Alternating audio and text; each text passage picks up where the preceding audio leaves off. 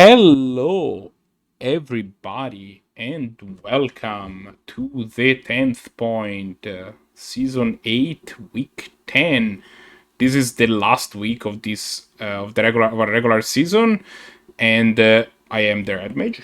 And joining me this week, as for every week, there is Zanti. Gosmith couldn't be here tonight. How is You're it you're not. going? Oh, now you're online. Um, no, you're not online. What do you mean I'm not online? What? Oh, now you're online. Now you're online. Hello, I'm here. I'm alive. I hope that all my intro went on. Well, okay. Hi everybody. Um, this is the 10th point. This is the last tournament of this regular season, and we are ready to bring you some powerful magic as usual. I do a couple of service announcements before we leave our 12, no 11 today, possibly 12. We have a person that hasn't shown up yet, but if they do, they're welcome to play. Players play our usual 4 rounds. These tournaments, so we are the 10th point. We run these tournaments. We are the organizers for these tournaments. We stream them every week. If you want some more information on who we are and what we do, we have a website which you can reach by typing exclamation point website in chat. The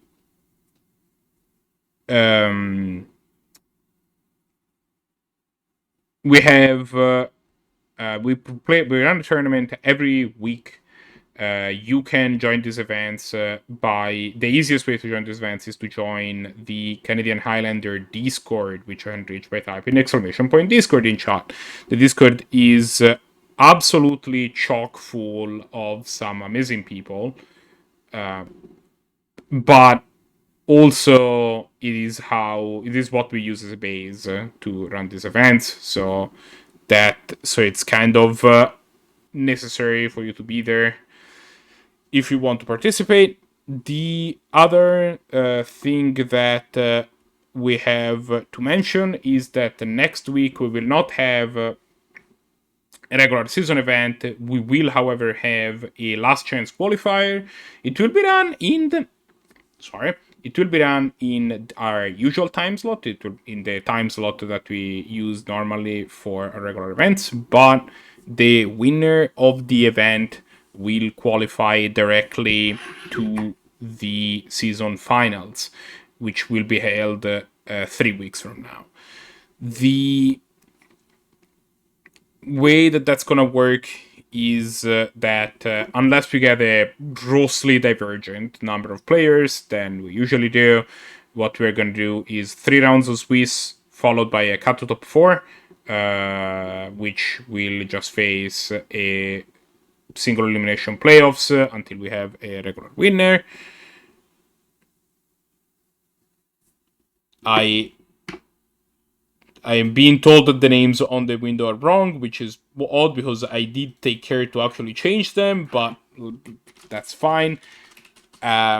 So, yeah, the winner of the event will get invited directly to the finals, which again will be held 3 weeks from now.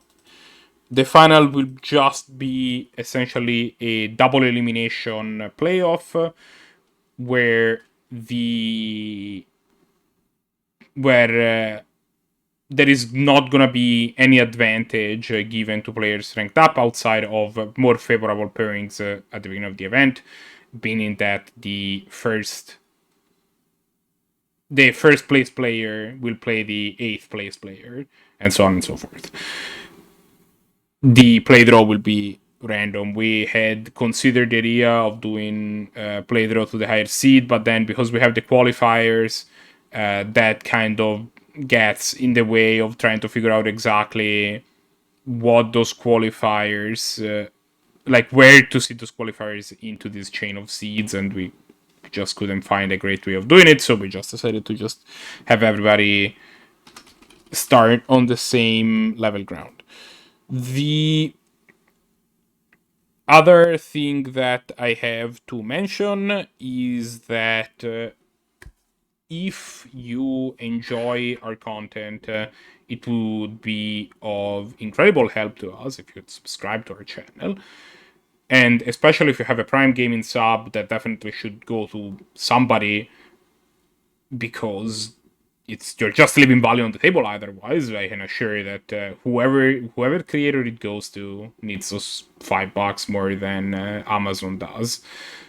And if you decide that the person that said Prime Gaming sub should go for, like Bailite just did, then then we incredibly appreciate. Thank you, Bailite. I would like to mention that the same person cannot win 2 qualifiers, like you were asked, because the person who won the first qualifier is barred from entering the second qualifier. I'm sorry, Bailite. Though we should talk about this later. We might have some uses for you that week anyway, if that's alright. Without much further ado, I was kind of dragging my feet because I was hoping for the last person to show up, but they decided not to. So instead, I am just going to start the event. Oh, never mind. I don't have to drop them. So I'll wait until the round is over before I drop the mystery person that didn't show up. And if they don't show up at the end of round 1, we will drop them at that point. Whoever gets paired against them will essentially can assume they have a buy unless this person does appear, and at which point we will take that back, which is not a maneuver that I usually love, to be honest, but I think it might be the best for what we can do at this exact moment. So, well, anyway, let's do some pairings.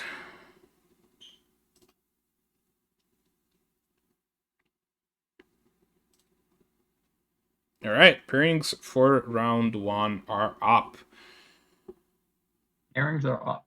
So do we want to watch what? They dropped. That's fine. They got dropped. Don't worry about it. Oh, they got dropped? Okay, never mind. That's we could watch the new person if you want to watch the new person. They're playing Wolfgang. Other fun matchups that we could watch. Loading is playing Stompy. Stompy hasn't shown up that much, and so we could watch Stompy. Okay. I would be down to watch the new person as long as they have. I mean, let me figure out. Let me figure out how if hand cams are gonna be a thing, right?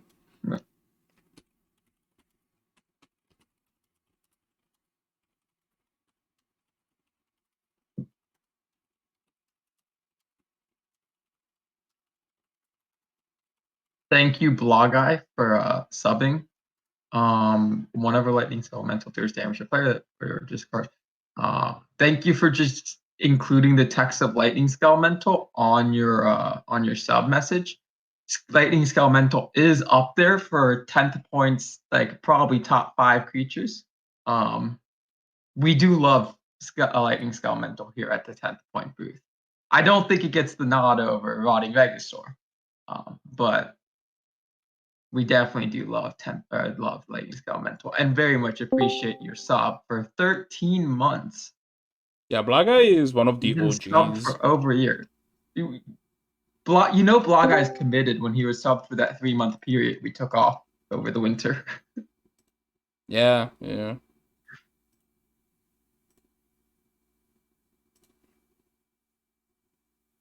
Oh, I am connecting to the wrong people, I think. Let me fix that. They're in different voice chats. Yeah, I mean I understand that, right? If you don't if you want to make sure that your opponent isn't stream sniping you. Oh, you had the wrong person at the wrong. Yeah, I had the wrong thing. But also, let's go. Yeah, there you go. So we probably know what Wolfgang's on, and we don't. I was wrong. I was gonna say Wolfgang's on his usual, but I think Wolfgang is gonna try really hard to win this tournament to make sure he qualifies, and so he brought back an old friend of Mono Red. Yeah, this is the old usual. This used to be the usual, right? Yeah. It's the Wolfgang was very committed to playing Grixis this tournament, and so he played Grixis throughout the whole tournament. And it looks like he's going back to his roots now and playing Mono Red this time. Wolfgang currently, I believe, is sitting in the 7th or 8th place in the tournament, which is a very precarious place for him to be in season rankings. If he ends up winning and doing well enough to be 6th or 7th at this point, and Bailite is ahead of him, then he will automatically qualify. If he's not, then either he or someone higher than him has to qualify for the qualifier, and then they will qualify. On the other side, it looks like we have this looks Elves of rock-ish to some me. sort. Oh, do you think it's elves? That's crazy. There's a Beast Whisperer, right? That's the name of the card. Dude, the 4-mana elf that draws a card whenever you cast a creature, and you think it's not just like Hoof? I don't know. Black Hoof is the weirdest hoof I could think of. Yeah, it's definitely not the usual. I think it's some elf tribal deck. They have Hex Drinker was their draw. Hex Drinker is a card I do love. I don't know what's the card second now from the left next to the dress. That would be a Sylvan Ranger. No, the one that's now to the left all the way. Oh, that one. The art looks like Springleaf Drum. It's not Springleaf Drum. It's not. No, there's no way that it's Springleaf Drum. I'm just saying that's what the art looks like. And I think that's an Alazori Shepherd, which, I mean, if you have one on MTGO, that's props to you.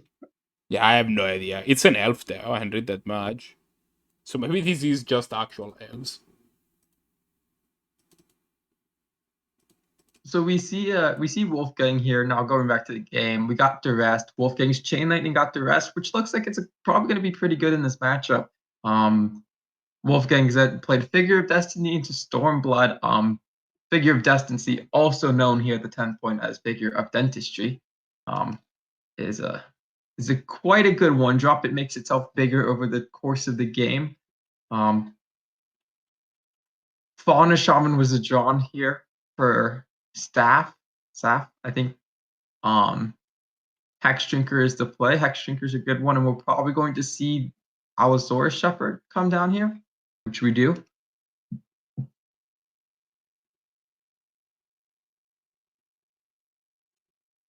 Get to Lava Runner is an okay draw. It's not the greatest here. It's a 1-mana 1/2 right now. It doesn't even have haste. We see the Hex Shrieker getting taken care of with the Seal of Fire. And we're seeing an attack for 5 here, which is a fair attack here. We see Finhorn Elf as the draw, and just another elf being drawn here. Yeah, the Sylvan Ranger here is gonna find the 3rd land and then can power out the Sylvan. It's a little... the Findornell. It's a little awkward that you don't get to... It is really bugging me that I do not know what the last card is. Is that Banneret? Is that a Banneret? The Elf Banneret or something? I have the one that puts a card on top of your library. I thought that one costed more. Yeah, no. There's not even one. Yeah, no, the green Banneret is for Treefolk. Because, you know, that green creature type, Treefolk. But to be fair, Treefolk is a green creature type. Yeah. Oh, Stormkirk Noble. That cannot be blocked by humans, sadly. There is no human on the other side of the battlefield. Thoughtseize, very great draw here from us. Okay. I'm gonna do it. This is just bugging me. I am gonna be looking for literally every single 1-mana elf in existence.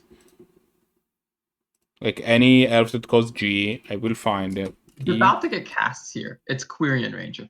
It's the FNM promo or the Magic Online promo art of Quirion Ranger. Like, oh, I'd never seen this art before. I've seen it once because I think that Lowman loaned me this Quirion Ranger art one time when I played a Cradle Hoof deck. This is a cool lady. This is very black hair.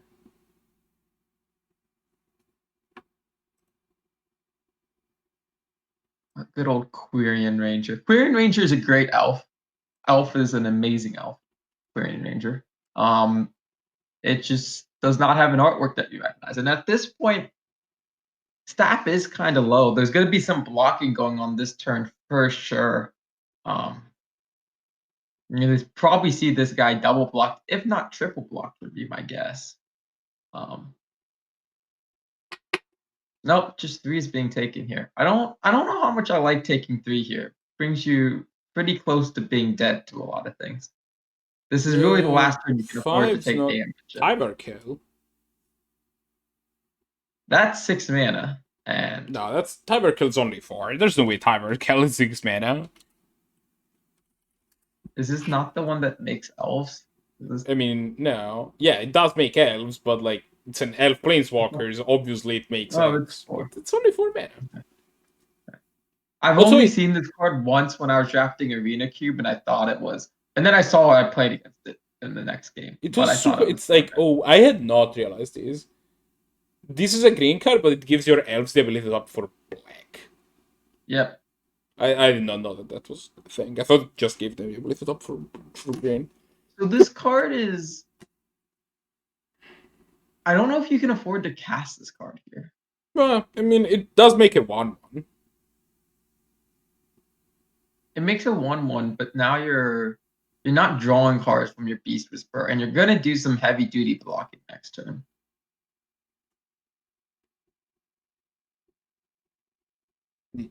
Yeah, they decided to go for the... I mean, yeah, you can draw cards from the Beast Whisperer because everything in your... because now all of your elves tap for mana, right? So you can also play the other card. You can't tap too many elves down. Because then you won't have blockers and then you die. Like, I mean, right now, something's already getting not blocked right now. I'm pretty sure that any land is lethal. Like, those elves cast more elves, right? Like, it's not... Yeah, but if Lava Dart is absolutely disgusting. Yeah, this Lava Dart is probably just lethal. Not lethal, but it means either the Storm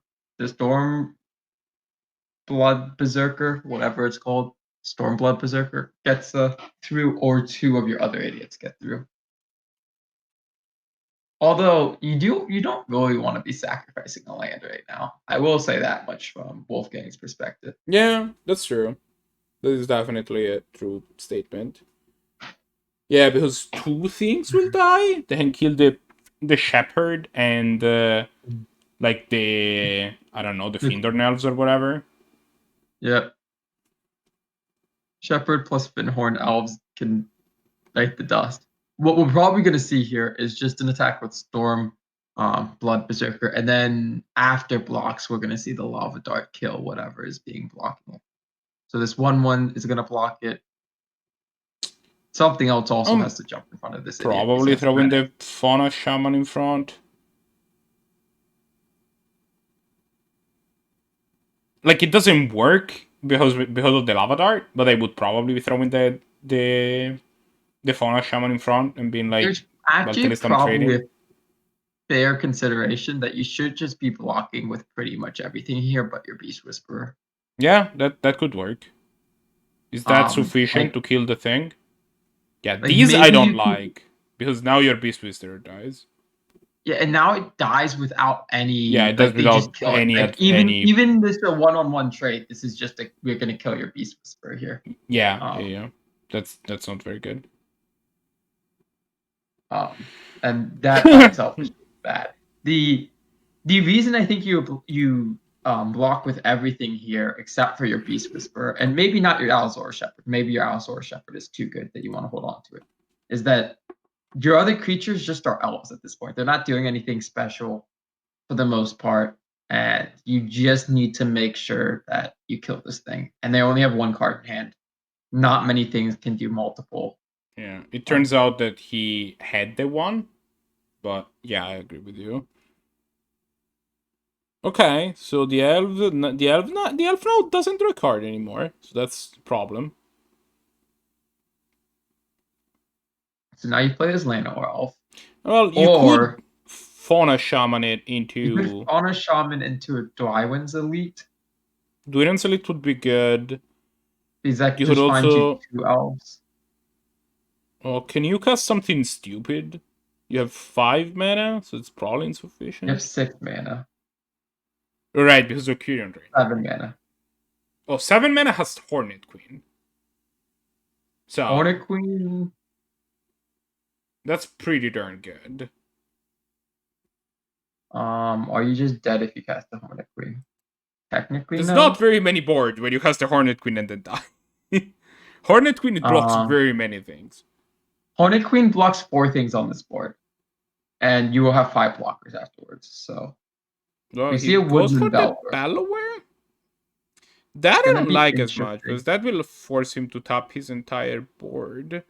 But I suppose he can make an Idiot with Tivar, and then this can find Dwynen's Elite. And Dwynen's Elite. And then he'll have some amount of... What does it have? 4 blockers, I guess? He can also activate Quirion Ranger during opponent's turn to untap an elf to block with it. It's painful. You can do it. That is true. You also get to make an elf. So I actually did like the Hornet Queen line if Hornet Queen was in her library. Yeah, I didn't. Because you can make Hornet Queen and then you can 0 to create a 1/1. And then you're going to have 6 blockers and you can actually just block everything on the board. Loading has reported that Spawn of Mayhem, Kurina's Cold Clamp, and the Shadow Spear beats Field of the Dead. Thanks, Lorien, for this important report.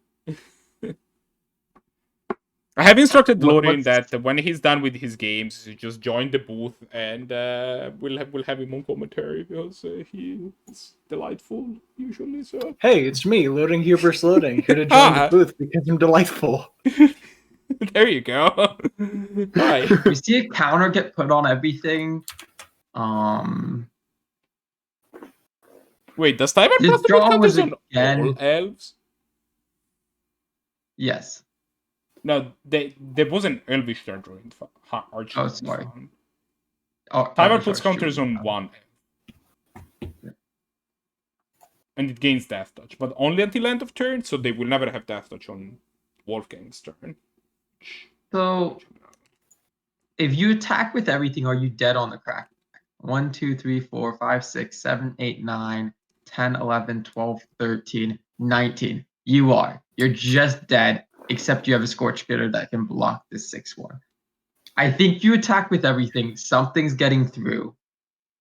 Yeah. And then you hope you draw burn spell next turn. Is it enough for something to get through? I don't think it's not enough this turn, but your opponent doesn't have lethal on board, and then you just have to hope you draw a burn spell.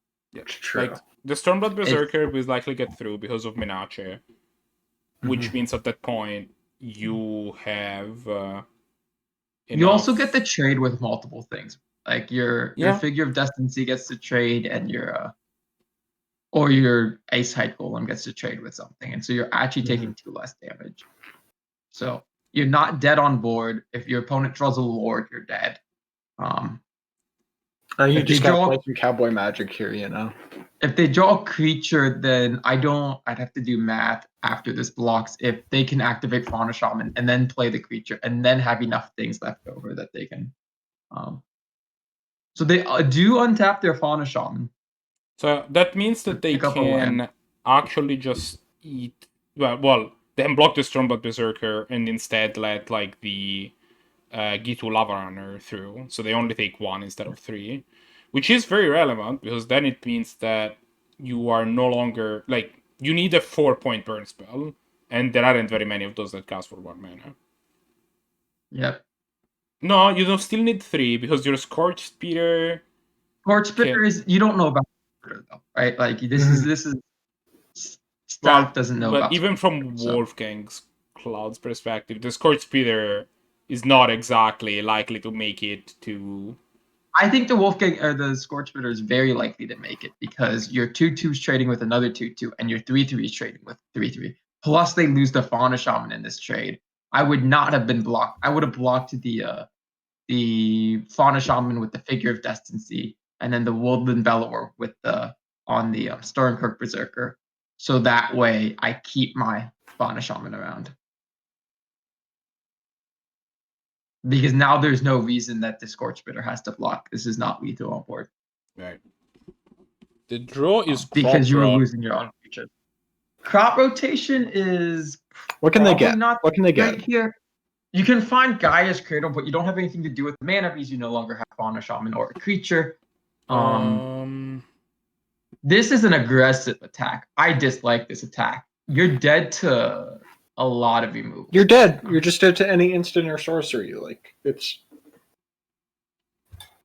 Now they've attacked with everything. They're dead to every instant sorcery. They were attacking a while with everything, but so they're gonna pick up Quirion. They're gonna pick up a land and then untap something with Quirion Ranger on both of their turns and make a 0/0 and make another elf. So they're gonna have 3 blockers here most likely.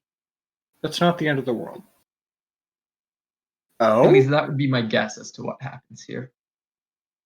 But again, just a 3 mana burn spell is all you need. And this crop rotation actually. So you would Crop Rot for Conley Garden if that's in the list to make a blocker. yeah, no. This is unfortunate. Wolfgang drew a 2 mana burn spell that deals 2 to the face, and it's not good enough.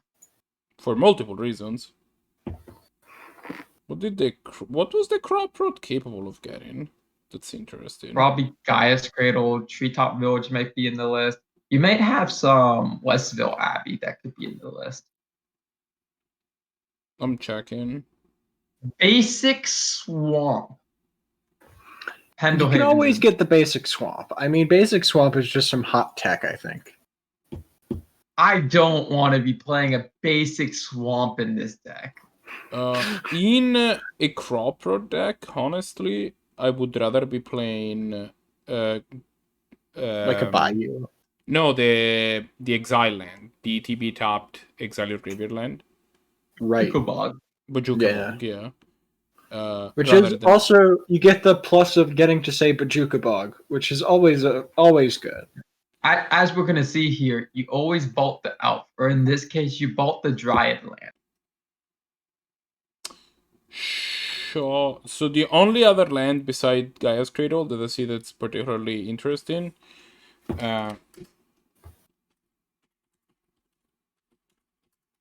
that I see as being particularly interesting is Pendelhaven.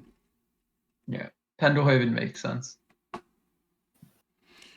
You can find like a Nurturing Peatland if you just want to draw a card, but then you're down 2 lands for the privilege. No, well, still just the 1 land for the privilege. Outside of that, I don't see. There's a Cavern of Souls, so that could be spicy. Oh, I'm looking at this hand from Wolfgang's perspective, and I don't actually like his keep. Wolfgang's keep was a couple removal spells, and then a single 3-drop. And I don't mind it. Just, Drawing the Wasteland really, I think, made it a lot better. Wasteland makes this deck not that good. Like, Wasteland is 95% of the time going to be a dead card in this matchup. It's either dead for card sure, but now you get to hit Pendelhaven. Sure. In this specific case, how Wolfgang's hand is lining up against that, this Wasteland is fine. But even then, the way you win with Mono Red against these decks like Elves and like other decks, certain other decks that are trying to who are generally the aggro decks and then you are faster than because you're Mono Red, is you have early creature sets that are reoccurring damage. And Wolfgang doesn't have this in this. What is the last card? Claim the Firstborn. No, the last card in Saff's hand, sorry. Something that Elvish gives all Archdruid. +1/+1. And then taps. Yeah, it looks like Elvis Archdruid. Well, I've never seen the art. It's a very good art. I don't think I've seen it before. Literally either. on the play last game, Marco. Well, I didn't notice it. But anyways, Marco. Basically, it's turn 3. Wolfgang has played 3 turns and dealt a total of 3 damage to Saff at this point. That's not enough. You can't for do some that decks. in mono That's red. very good. Like, not when you're playing mono red. It's not. It's just not good enough. Price of Progress is a card that exists. Pop, not. No, I don't think it's good. Swamp really rewarding Saff here.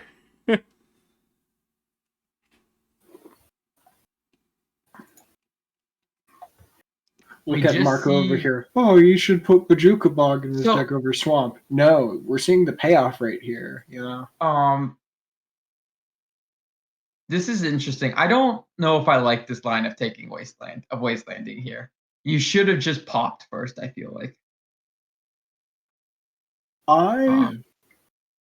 This pop is a dead card now. It's almost certainly going to be a dead card for the rest of the matchup. Getting 2 damage when you can off of it was the best you're going to be able to do. I mean, he's also taking 2 damage from pop. Like, yeah, if I'm mono red, I would rather take 2 and deal my opponent 2 than have a card that literally doesn't do anything in my hand for the rest. That's fair. You know, they're a 2-color deck. They'll probably play more drones down the line. See, Blooming Marsh. You know, it's a magic card. Elvish Archdruid into Lysalana, Rensran Packmaster is kind of a curve. I don't like this attack here. Ooh, Searing Blood's pretty good in these creature matchups. Searing Blood is a great draw here. Again, though, we see if Wolfgang did not draw a banger here, and Saff just didn't attack here, I'm pretty sure Saff is just completely in control of this game, being at a very healthy 11 life and hard for Wolfgang to make any progress. I mean, if Saff right now draws another non-basic, they're dead. Like, they're just dead. Oh wait, no, they're just dead. If they don't leave up a blocker, they're just dead. I'm assuming they're gonna leave up a blocker. You have 5 life at this point. You have to be leaving up multiple blockers at this point. Oh, for sure. But I'm saying, like, if someone gets like bolted, for instance. So I think that Wolfgang's hand was very bad. I think Saff played this game not optimally at all. I think that there were mistakes made from Saff's point of view that allows Wolfgang's bad hand, frankly, to come back and able to possibly win this game. I think we've also just seen a series of very good draws from Wolfgang. I mean, his draws have not been that good, to be fair. He's gone like Wasteland, which I don't think was a good draw, into Price of Progress, which definitely was not a good draw. The Wasteland, though, did end up lining very well with what Saff was doing, because she had 2 4-drops in hand, and that resulted in last turn being not exactly a banger from her. She was just like, oh, I'm just gonna play some stuff. He played an Elvish Archdruid last turn. How is that not a good turn? Sorry, this turn. This is the turn that I mean. Like, if this turn you get to, for example, slam the Packmaster, the Tyvercat, that's a significantly better turn. The Packmaster specifically gets to just come in and eat. It just checks the 3/2. Stomp doesn't quite do it. Stomp's just a little short. I don't think I like coming over with that pop. You are into just waiting. I like this Bone Crusher. Bone Crusher's, from what I've heard, actually a very good card, contrary to popular belief. So in this case, I'm just attacking here with my 3/2, letting my opponent block it, and then killing. If they try to double block, I'm killing something to keep it alive. Or if they don't double block, I'm just killing. Do you exert here, though? No. Your opponent has 3 cards that have all the exact amount of text, which is their 1/1s. The only reason you'd exert is you really want to kill this Allosaurus Shepherd in combat, but then they probably just chump and they'll trade, would be my guess. And the Allosaurus Shepherd isn't that important. What Like, was I that would about double not block here. I would be double blocking as well. I don't like this play of Wolfgang exerting though. We're gonna see Fauna Shaman eat the dust here probably. Yep.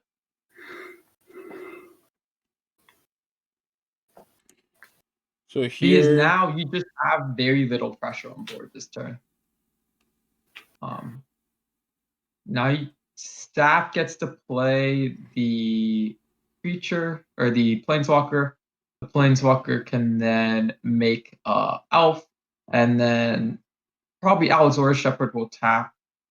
Or actually, none of these can tap to cast. yeah, they Nettle all tap Sentinel. for black, so you can't cast Nettle Sentinel with it. It's fine. Your opponent cannot attack you this turn, so No. Unless they draw Goblin Guide or any other number of hasters off the top of the deck. yeah. But then you chomp with the idiot. I An idiot. don't know if I like attacking with 2 creatures here. It's probably So- Oh, fine. I definitely don't.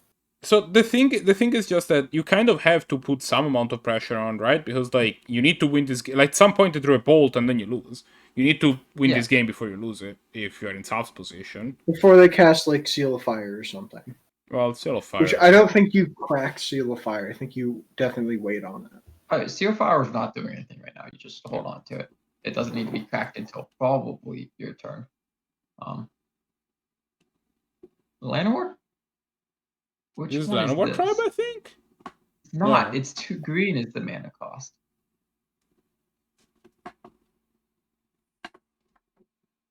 Is that like Heavy Maya Granger or something? I have no idea what card that is. I cannot read that.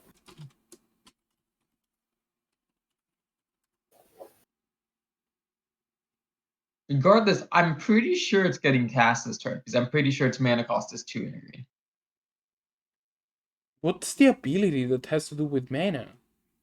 There's 3 green mana symbols in this mana ability. You could probably search Scryfall for that and see if that comes up with anything. It looks like it's 3 mana. Elves you control get +1/+1.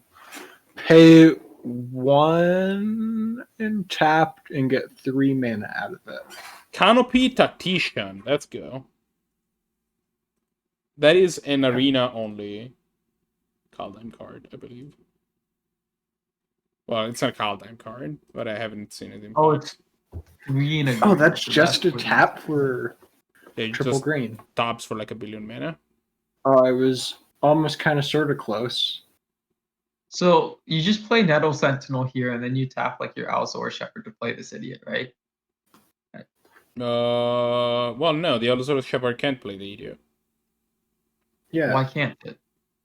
Oh well, you have to have Nettle Sentinel first. Like you Yeah, have you to have just Nettle cast Nettle Sentinel with the Sentinel forest. Yeah.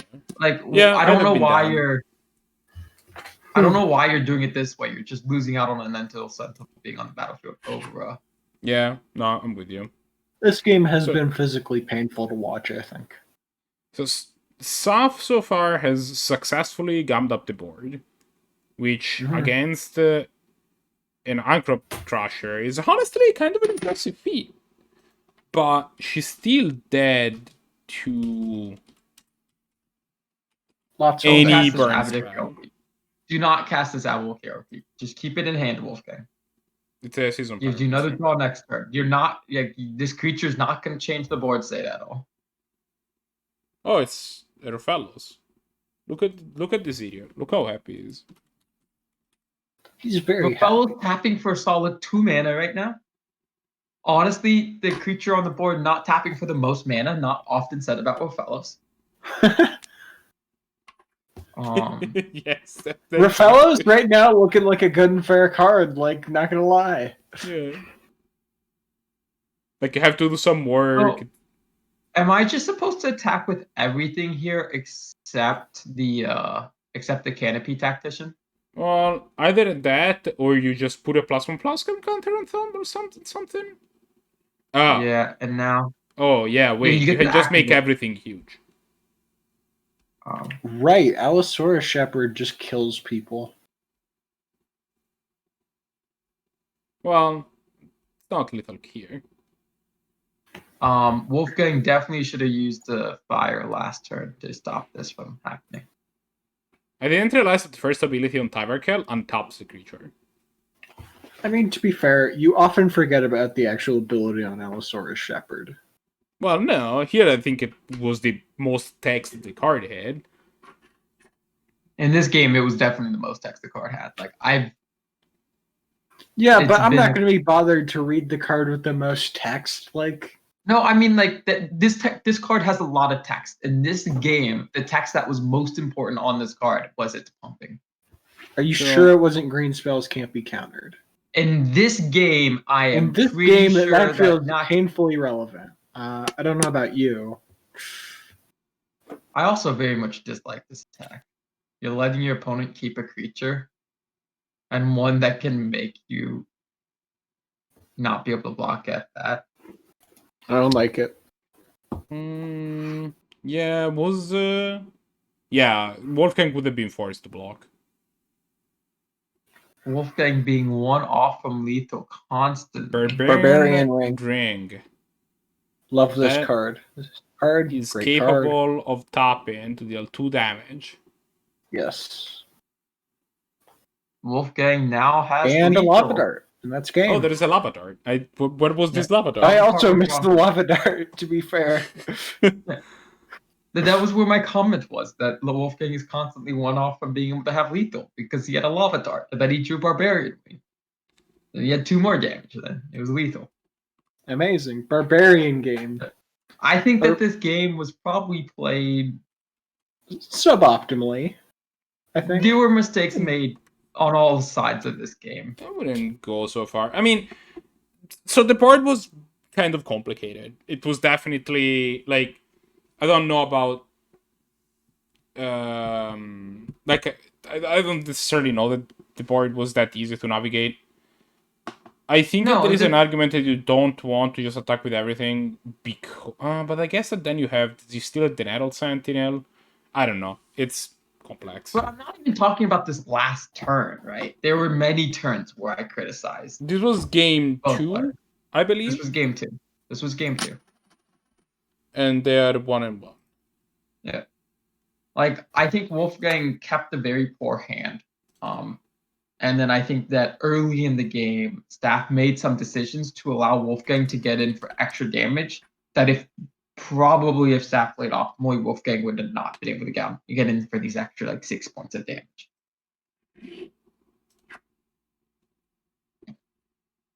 All right. Players are moving to a different match within MTGO for the last round because Look, Luca, I'm gonna point out if I think a player is not playing optimally. I'm gonna give my opinion on the best. the Steve Arkell really likes being in Saff's hand, and I am sure that she would rather not draw it every game against Mono Red. Ooh, is that Merwin the Nurturer? This is some interesting. This hand is interesting. What's that 2-mana card? Is that the Moltani's Acolyte, maybe? No, that is significantly longer than that. I don't know. It's really hard to. Oh, this is a mold of 5 too. That's kind of gross. That's rough. Yeah, you don't have a 1-mana dork here, which is what you really, really want in this matchup. I'm honestly down. I kind of just like playing Fanatical Firebrand this turn. This is probably actually correct to play the Falcon Rack Torture. Why would Hive Master? I think that makes insects. I believe you are correct. It has Hive in the name, so. So Wolfgang didn't draw his second land, but thankfully Wolfgang has approximately 60 billion 1-drops in his opening hand. It's true. I actually counted. It's around 60 million. Give or take. Mm-hmm. Sadly, Saff did not also draw another land, which I actually think was actually a very interesting choice. I understand where Saff was coming from to keep the 3-drop over the third land, but with 2 3-drops in your hand, I probably would have kept the third land. It is a close decision. I'm not and I even don't like, think does Merwin even do that much? I guess is the question, right? It's like, I mean, you're gonna play it, and it's probably gonna get bolted here. yeah, I mean, And you play your Land of War Tribe. your opponent hasn't been playing land, so you know that like basically they're gonna be on mono,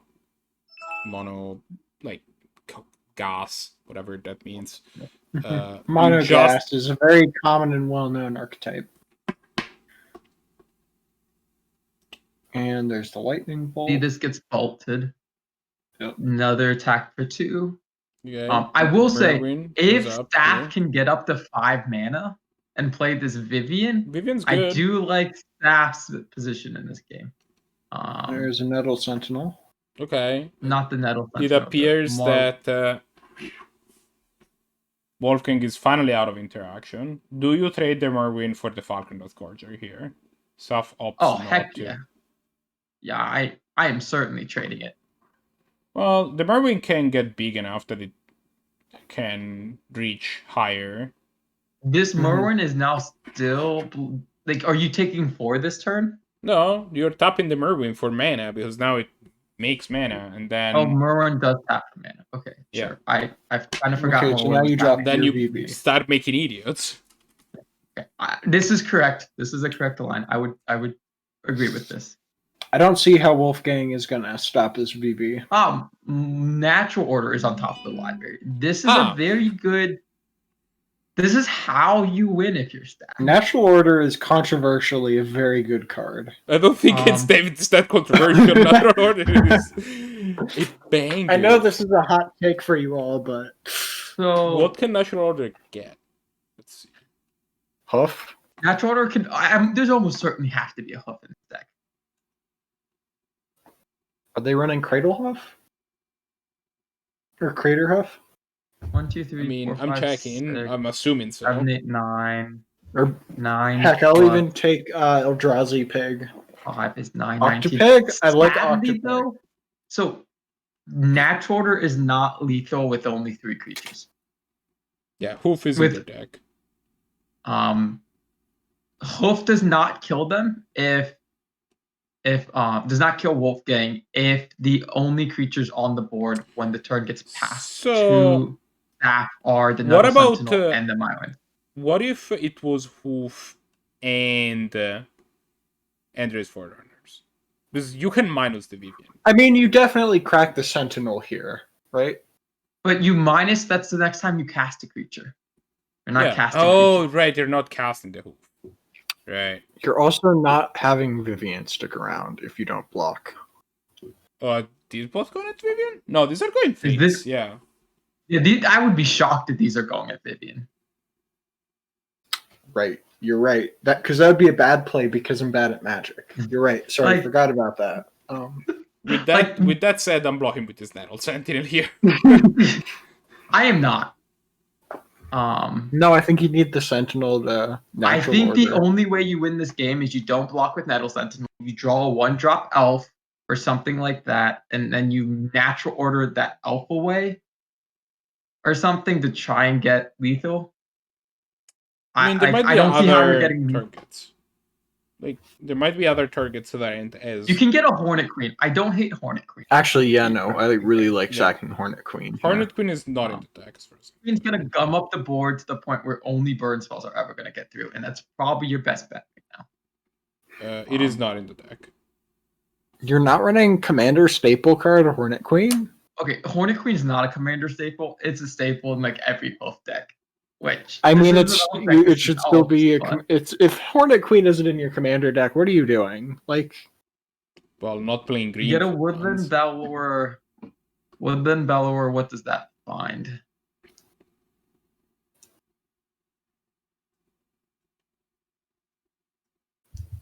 You bellow for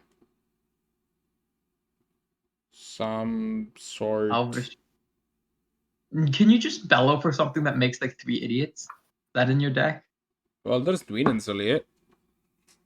Dwynen's Elite makes 2 idiots. I'm down with that card. That Assassin is- Trophy on the top. A decent amount of idiots. Plus, you still have Vivian. Vivian makes additional idiots. What's Yes, the this Vivian is- Beast? Oh, the Vivian Beast got natural order. Okay. Right. Yeah.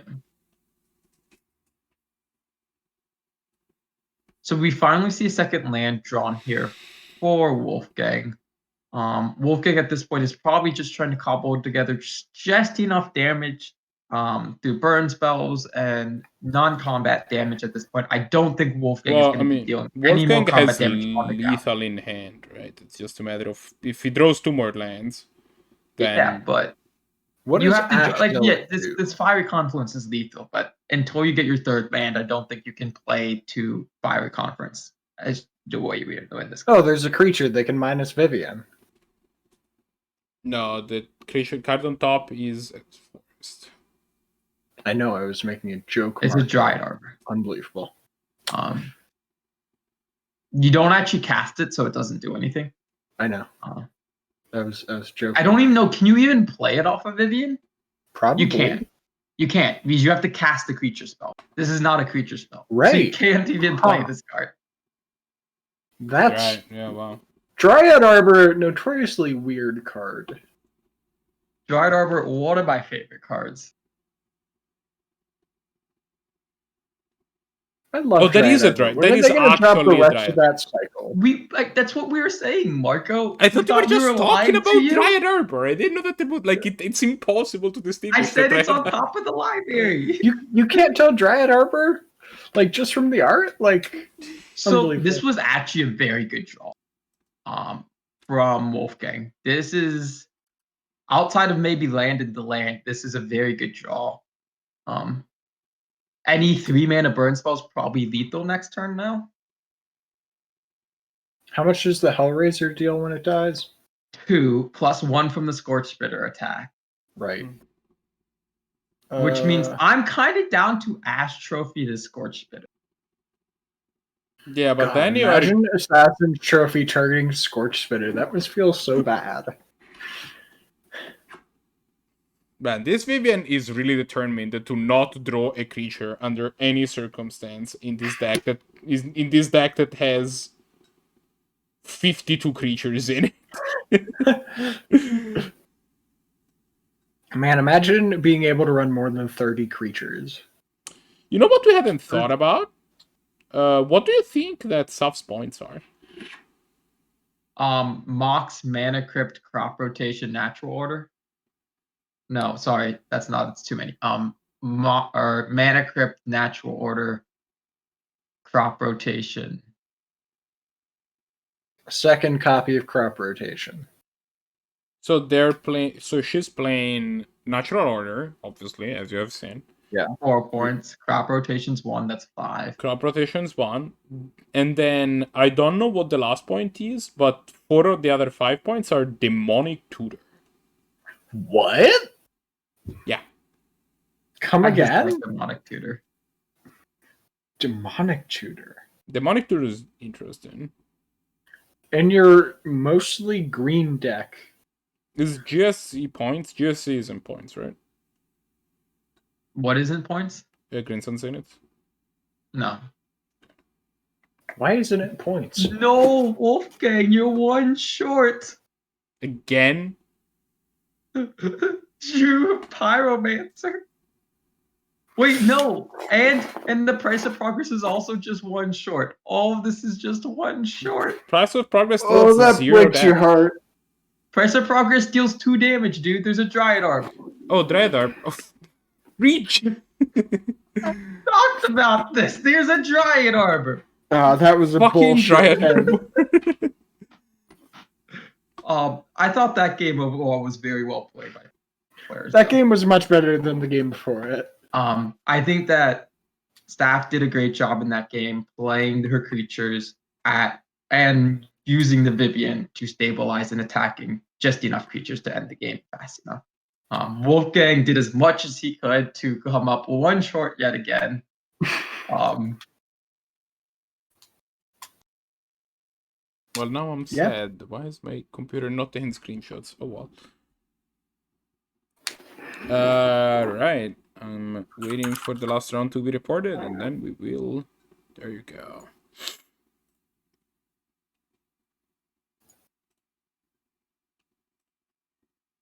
it's true as Luca points out.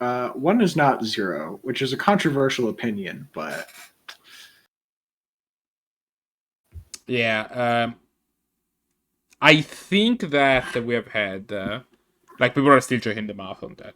I don't think that it's necessarily something that we have complete. Is Like, 1-0 though? Like, well, sometimes it depends on Is- you. I ain't going up here around 2. oh You should no, play that around means too, I'll have to people. leave. Ah.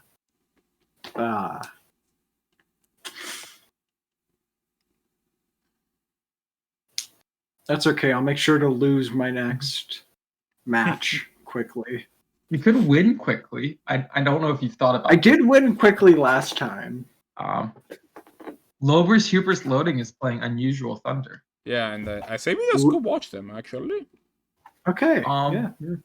We could watch them. Who else was our winner from last round? Winning match. Because it's Saff and Blahguy, and then who else? The other ones are Brahms and Devious.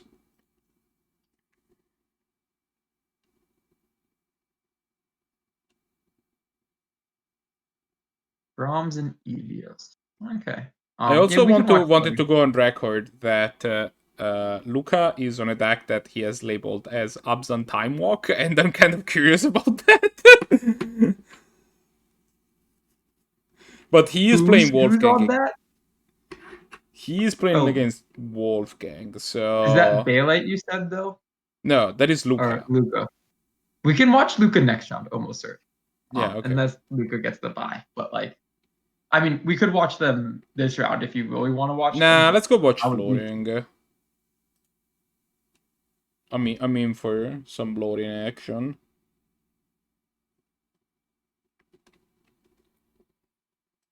Slash hubris slash loading.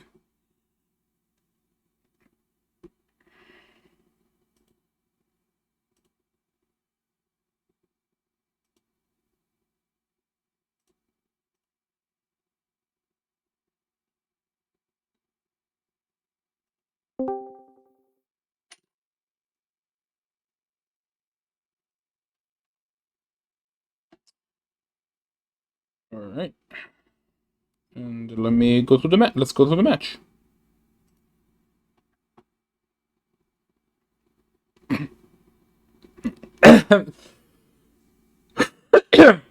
Sorry. Oh God. I'm having a time. Well, having a little bit of. Unusual Thunder looks to be playing some kind of taxes deck. She's playing Abzan with a splash for Oko. I'm having some. Yeah, I don't know what loading's doing, but tell loading to not share application, but to share screen. That should fix the problem. I can at loading.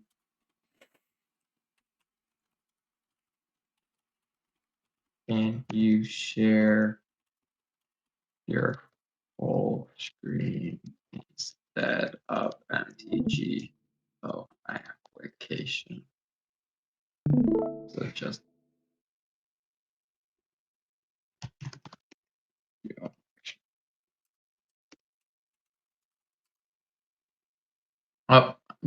thing we saw it for a while, and then I think tapped out. Yeah, no, I just clicked on a thing they shouldn't have clicked on, but we're good to go now.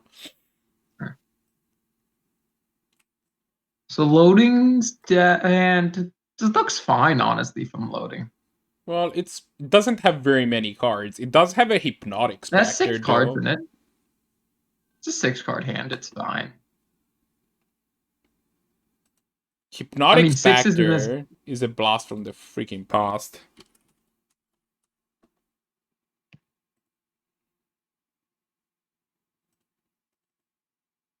Don't know if it's gonna do enough here, but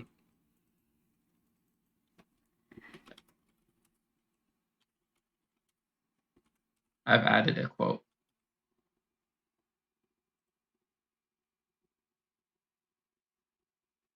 We see Llanowar Elves. That's a God I damn thought it. that was an adept quote. It's the first quote I've added. Yeah, that is Reasonable. it's pretty good. There's a lot of context that goes to that quote, but you can't write the whole context of the situation.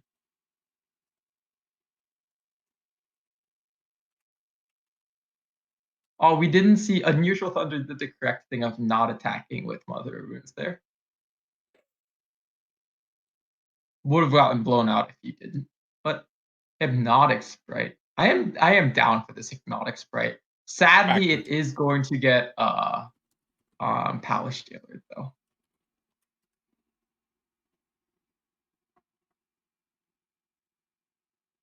Fortunately, that is not going to be the case.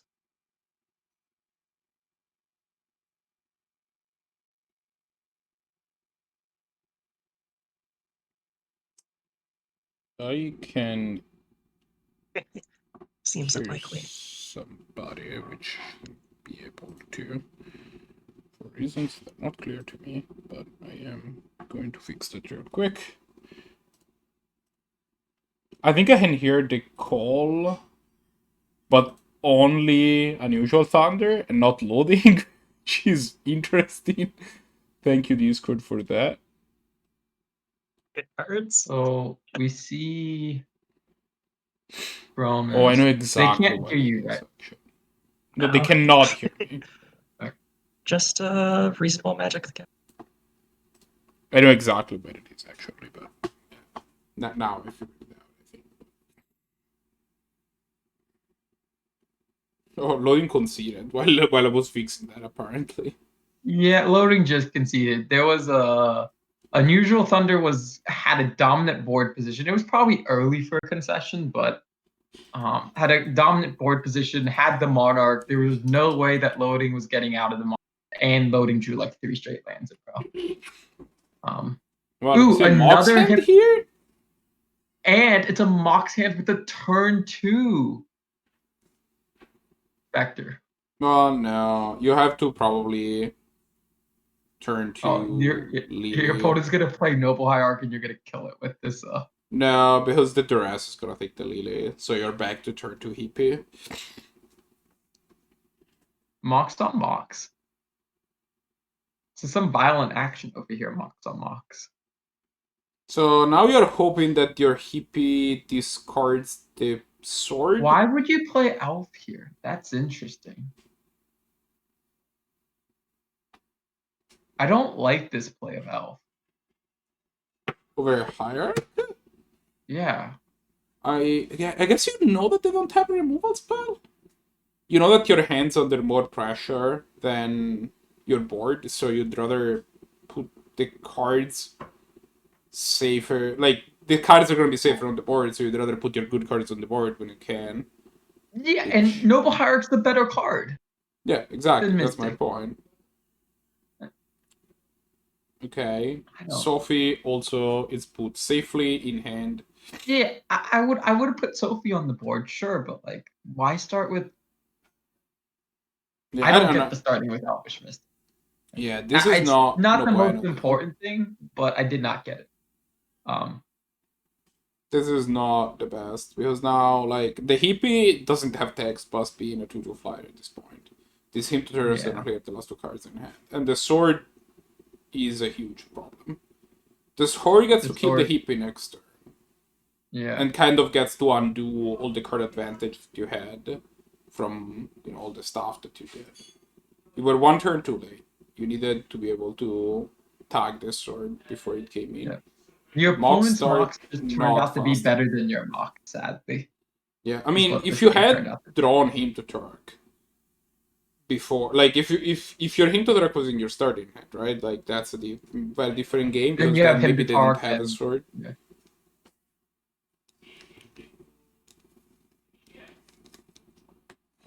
Well, I'm actually expecting a very quick concession from here from loading. Yeah, these lands don't help. Oh, that is Innocent Blood? Okay, so that sacks the Noble Hierarch, I guess. Bajuka Bog's pretty good here. Exile the opponent's graveyard, and then they eat their one. Okay, it's not actually that good. Yeah, I mean, You the should have schools. innocent blood first. You should have innocent blood first here to force them to sack the noble, and then you get rid of one of the creatures that they can eat, so they can't eat it. The schools also, generally speaking, is more of a problem. Is a big problem for loading stack because it's very reliant on recursive threats. So, which the schools just stops that in their tracks. So, that is not great. Loading No, that and this next is turn. actually just a lethal attack next turn if loading draws a land, for example. So Even if they draw like a sorcery removal spell, how many lands are in this deck? we're gonna have a quick talk with loading when he comes back to the booth. While you start setting up the new game and getting hand cams from Bailite and Wolfgang. Since I assume that's what you want to watch next, right? Or Bailite and Luca, sorry. Yeah, it's if they are. All right, no one saw that. You were the feature match, so everyone saw that. But we have a question. Saw for that. You. How No many one lands saw are you me playing? promptly get stomped twice in a row. How many lands are you playing in your deck? Like 36? It's a That is a higher fair number amount. than I thought. I usually only play 36, and Like I played especially 38. Well, in my like out control. of those 36, I've got like 3 My- creature lands, a cycle land, and a fetch.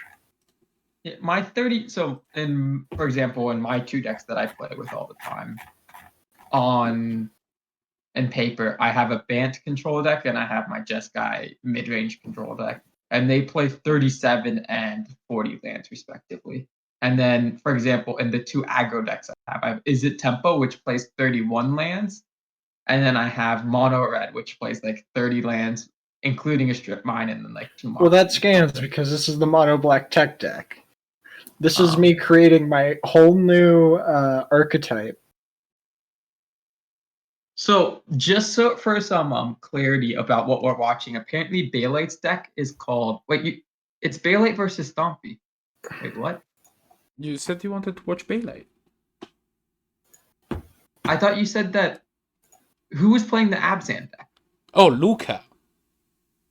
I thought you wanted to watch the Abzan. Well, he's playing Wolfgang, so we just. I mean, to be Wolfgang. fair, you just saw an Abzan matchup. No, well, so the deck that Marco wants to watch is Abzan's taking. Well, we don't know exactly what's happening, but there is a deck called Abzan Timewalk in the pile. So Yeah. I have no I haven't checked the. Was that actual list. Stompy's deck? Because I think No, that is not Stompy's deck. Okay, cool. Because I did see at least one time walk from Stompy. Stompy, I think, is probably just playing the 4-color control deck Stompy's played a couple times. Would be my guess based on this hand. Bailite, on the other hand, though, is Sylvan Library with his Abzan deck. This looks like normal Abzan to me, but I could be wrong. I guess all of these cards do just gain life in Abzan's hand, and on Bailite's hand, so it could be his life-giving deck. We see that the hymn was actually pretty good. It hit both the 3-drop and the 4-drop out of Stompy's hand. So now Stompy has just no top end right now. This Narset just feels bad here, right? Oh, this Narset is just getting taken. Yeah, there is no Narset. I mean, you could in theory take the path, but I'm pretty sure you're just taking Narset here. No, because the You take Narset path. shuts I don't off your. because I don't think you care about. Oh wait, no. There is Sylvan literally a Library. Sylvan Library in play. Narset Yeah, no, does sorry, I stuff. forgot Sylvan Library was a card. Also, what is this Hypnotic Spectre that you have up, and how do I acquire one? It's the beta. First, you get Spectre. into contact with loading. I hear loading has a couple extra ones.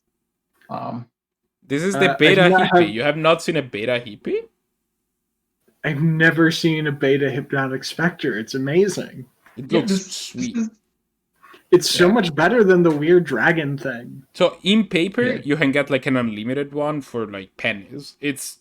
Or like a revised one for like pennies. It's white bordered, so it doesn't look as good. But I don't care. I don't run Hypnotic Spectre in paper. I only play them on a black tech deck wherever I can afford, like Kalidas and So you can Liliana. You can get the whiteboard or 4th edition one for like $2.50 from Card Kingdom. Okay. Not sponsored, but if you want to, CardKingdom.com. We're not sponsored. And realistically, probably also online. I'm assuming that version exists, right? It was probably in some sort of Sponsored by masters. Card Old versions Kingdom. usually don't exist online, right? Well, but it was probably in some sort of master set, right? Like, But it probably doesn't necessarily have the. I'm gonna look this up because is it cool if I change what edition of Hypnotic Spectre I have mid tournament? You can change what. It's if your deck is still the same, then it's the same, right? Yeah, that is we'll allow it.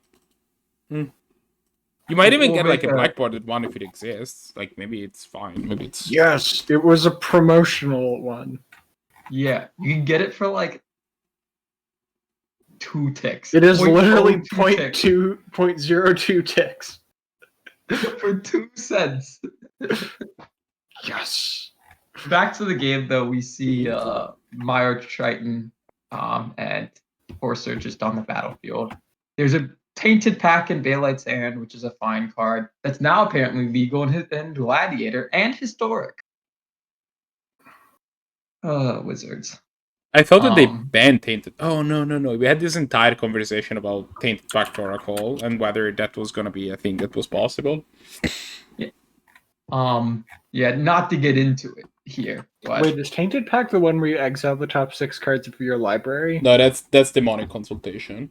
Tainted Pact is the one where you exile a card and then choose if you want to keep it, and then you keep exiling until you keep a card or exile another card with the same name as a card previous. I should just start running Demonic Consultation. I used to run that card in Vault. Then I stopped because it was a little bit too all-in for what the Because deck it's is trying to do. bad. It's not bad. It turns out when you name Time Vault that it's just in the top 6. Well, but sometimes that's a risk you're gonna take, right? You're gonna take. You're like, well, I accept there is a 3% chance that I lose the game on the spot when I'm doing this, and let's hope But when you have alternatives to not play this card, that gives you just a 3% chance to lose the game whenever you cast this card. And it's gotta feel bad when you name like Voltaic Key and then that's the one that's in the top 6. Oh no! You're like, why did I just? You do not name cards that. Or you don't name. You just. No, I mean you don't. You never name cards that are in Time Vault. Like you always find Time Vault. And if it's in the top 6, well, because like if you exile your Voltaic Key on your way to the Time Vault, that's fine. You have Manifold Key and a number of other things. No, but I'm saying if you have Time Vault but you don't have the key, right? Then you name the key. Like if Time Vault is if Time Vault is already in your hand. Okay. That's what I was saying. Like if that happens. Okay, great. I got a Hypnotic Spectre, and I also found out that the original art of Unholy Strength is also on Mitgo. Oh yeah, that card is that art is dope. The one with the pentacle or without the pentacle? We see just more information. I don't think you're thinking of the art of Unholy Strength. An active Sylvan Library now. We see the Courser get Path. There's now a Siege Shriner that could be coming down, or Stoneforge, or Tassiger. These are all good draws from Bailite. Oh no, sorry, not the original art on Unholy Strength. I'm looking at the 7th edition art. Sorry. Oh, is that the one with the arms? Yeah. So we see Bailite end up keeping 4 here. They're taking 4 here to keep both the Stoneforge and the Tassiger, and we're probably going to see both cast this turn. Is the matchup 0-1 or is it 0-0? No, the matchup is 0-1 in favor of Bailite. Okay. Wait, you're playing Unholy Strength in your deck? I might. If it's that pretty. Okay. Okay. I feel you're good now. What's wrong with Unholy Strength? Oh, I was a little concerned for a second there, but it's basically just Bone Splitter. No, Bone Splitter stays around when your creature dies. I have no idea what you're talking about. There's a Okay. tap or get cast here. Yeah, this Hypnotic Spectre art is so much better than the old one that I had. So Uh, is- Moxam mode was kept in the graveyard. That's an interesting choice. I don't think you really want that one, which is why I make that statement. Oof. Grows the guys. Dak can steer this Oh, the sword, yeah. after you get hit in the face with it. You can still Oof, that's rough. It could be worse. Well, actually, depending on what it gets equipped to, you can Pyroclasm in response. I think you just Pyroclasm now, don't you? Yeah, you No, people Pyroclasm. they just cast it and then play it. Pyroclasm is a sorcery. Right. Well, then you quicken into Pyroclasm. Which one is the Pyroclasm that's an instant? That is Kozilek's Is it the one- return. Well, that's just quicken. A good card that everyone likes to play. Pyroclasm was an instant. I mean, there's also like Okay. one where you can deal damage to it. I don't know. Okay, I have a question about Quicken. Yes. When you use Quicken, can you activate abilities that say you can only cast it at any time No. you can cast a sorcery No. at No. instant speed? No. Because You're then not. you can cast a sorcery. Okay, so here's the thing: you cannot do that. But fun fact, you can suspend sorceries after you have cast Quicken. Yeah. And I thought you could just Because- always suspend. you No, can suspend can't suspend sorceries. at instant speed. So normally the thing is that you can only suspend the card at any time where you would cast it. So if you have a sorcery with suspend, since then you could cast a sorcery. You can then cast the next sorcery as though it had flash.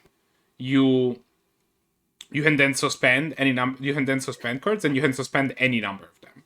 You're no longer beholden to. You can quicken suspend 8 Rift Bolts and then cast a sorcery. Yeah. On your Huh. opponent and stuff. I will. But I probably can't say like you're gonna activate judge- like I don't know, friggin' Like a pod. No. Dread Wanderer. No. Yeah, So you- the you thing can. is that when you say invulnerability, that it says anytime you could cast a sorcery, that is not. That doesn't actually mean anytime you could cast a sorcery. It's just a shorthand. Because It's a writing shorthand for saying the same phases in which you're normally Yeah. able to cast for a saying, sorcery. So in your main phase when the stack is empty. That sounds like the wording a coward would use. I'm calling you out, wizards. And we see Bailite just pulling out the victory here, beating Yeah. Field of the Dead. These Field of the Dead Aggro can't be too Bailite. slow these days. Field of the Dead has not done a lot of work for Stompy here today. The rare aggro Bailite. Let's see if there's anything else that's interesting. Well, Luca and WolfgangCloud are still playing, so like I get my wish. Are they the last match? No, I don't know. It looks like Brahms and Evio still haven't reported as well. Mm. And Blahguy and Saff. Yeah, there's some matches going on. There's at least Wait, one match. Bailite was the second match to end? That's a first. No, it's a second. We just talked about it. Shut up. You're done. Unbelievable. This looks like a new game. So it's probably Game game three. But the fact that Wolfgang went, like, enough clock was consumed in a Wolfgang game. There was like 9 minutes off this clock from Wolfgang. Wolfgang, and only like 11. Like Luca is within like a minute of Wolfgang's clock. So I imagine this has to be game 2, right? Wolfgang on mono red didn't just play it. I mean, we could just ask. A1. Yeah, I mean, I'll ask. we will. If you, I'll ask them in the game chat in a second. We have Gilded Goose into Neoform, into Birds of Paradise, into Scavenging Ooze, Green Sun Zenith, and is this just like the Timewalk combo, but in Abzan? Did they Is that just what somehow draw a game? Yeah. Wait, they You know, like whenever you cast, what's the card that makes Well, you flip Pop can draw coins until games, both right? coins end up heads? Well, Pop's in Wolfgang deck. Pop's an easy way to draw a game. Pop can draw easily. That's the easy way to draw. Pop can draw easy, but is that as fun as Mana Clash? Yes. I mean, have you ever Look, killed someone when- with Mana Clash? It's pretty funny. When your opponent's convinced that they can't lose, and then you cast a pop dealing like 2 to yourself and 8 to them, and then they get really sad that you drew the game, it's really Alright, I don't know why you're coming at me like this. Like, it's because I come out everyone. I have died to Price of Progress in my mono black deck. I don't think you understand how bad this problem is for me. Well, to be fair, you play like Spawning Pete. That is, like, you could make your Pop matchup better. I do not play Spawning Pit. Marco's gonna check this, so you better not be playing it. I'm not. Spawning Pit is not even a land, Marco. Spawning Grounds? There was definitely a land with some spawning-related name. Spawning Ground is an enchantment, an 8-mana enchantment that makes your land tap to make a 5/5 with trample. Okay, that's kind of cool, actually. Yeah, no. Not gonna lie, pretty neat. We see this Windswept Heath. I play getting Cabal back Pit. Is here, that what you're talking about? I don't think it is. finding a plains. It was And very interesting. I from stand by Luka. playing Cabal Pit. That card. Luka decided to has done lead more on damage this than Gilded it's- Goose. Hold on, guys. Let's actually commentate for a second. Luka decided to lead on Gilded Goose over Birds of Paradise, which is a very interesting decision.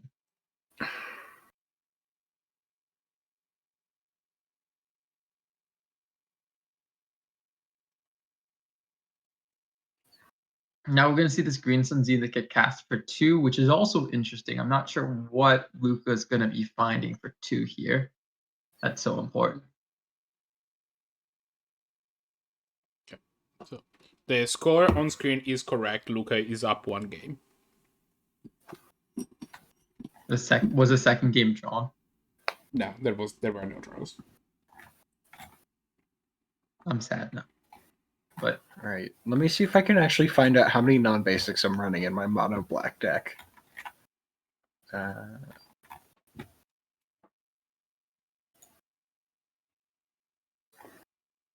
Sylvan Heritage is the get.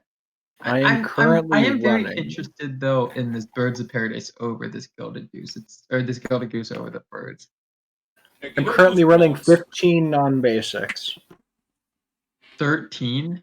15. Or wait, no. 13, yeah. 13 non-basics. The amount of blocking that I'm doing with the Sylvan Carrot. There's no way the number of non-basics I have is any sort of problem, though. No, in no way. I agree with you. No. 13 basics is a reasonable number of basics to run any deck. So unfortunately, you cannot cast your Sea Trino this turn. When there's a will, there's a way.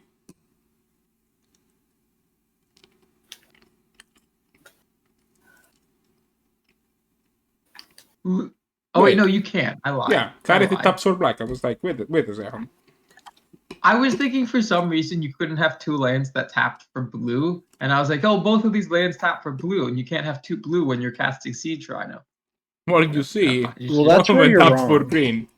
You can In totally fact, tap Tropical Island and double Breeding blue for Pool Sea both Trino. tap for green as well.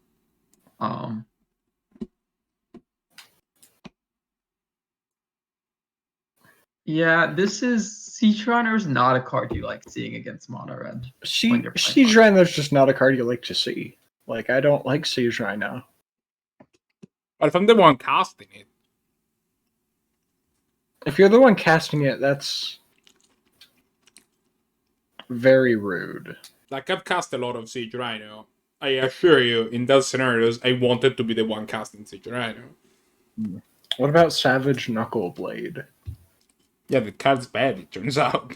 I remember everyone was like, "Oh, wow, this card's great." So there is a chance that Stompy could catch Wolfgang. No, there's not. I lied. Stompy cannot catch Wolfgang. I'm looking at Savage Knuckleblade right now. I think you might be right. This card might be bad. It's not the worst one of that cycle. What is what the it's worst worth. one of that cycle? The Sultai one's worse. What To was be the clear Soul though, Card? the Mardu one is fun limited. But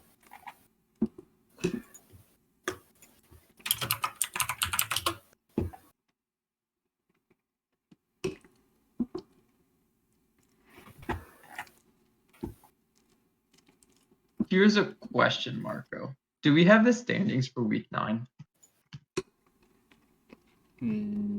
Like the season standings after week 9 available? Yeah, they should be available.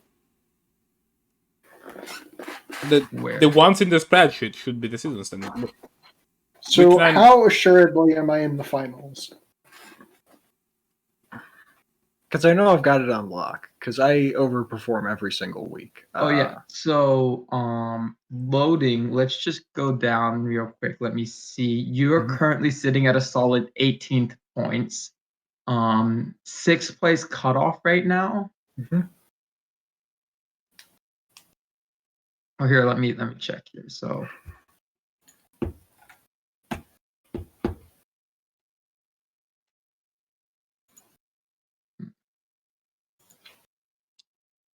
the loading, you're sitting in a solid with a solid. I'm at 18 points. What's 6th place at? 64. Okay, so I'm pretty close. Yeah, you're busy. I'm basically in. I'm basically on lock. Yeah. But to And be fair, I mean, it's a given that I'm going to win the qualifier next week. Like, that's be just fair. a given. to be fair, probably 7th place is also gonna qualify because Bailite is currently in 7th 7th place place. will qualify. 7th place will qualify. Loading cannot be cut out of the top 6. So your target isn't even 64. It's actually 61. Oh, that's way more attainable. Like, I can do that in my sleep. I just got to win the next 4 tournaments. Yeah.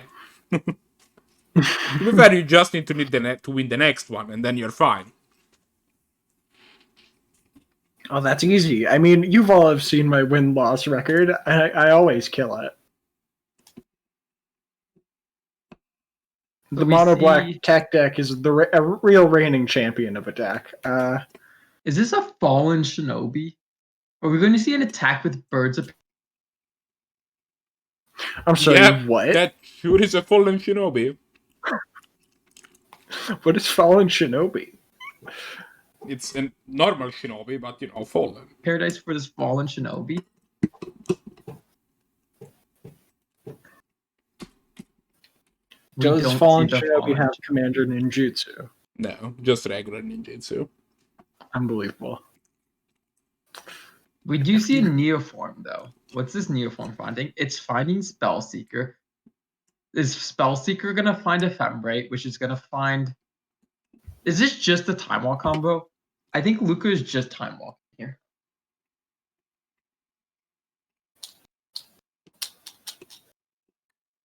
Oh, you I just think that's find- game. I think we've just seen game. Yep. Timewalk Yeah. is just good enough here. You don't have to Turns even out go through the whole- Timewalk, good and fair card.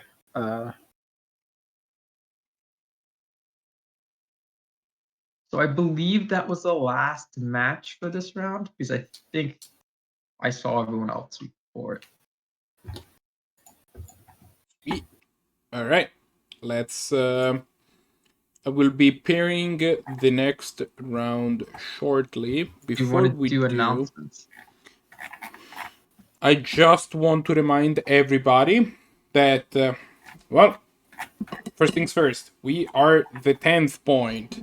The 10th point is I struggle to hold it an organization, but we are a group of people that organize Canadian Highlander events.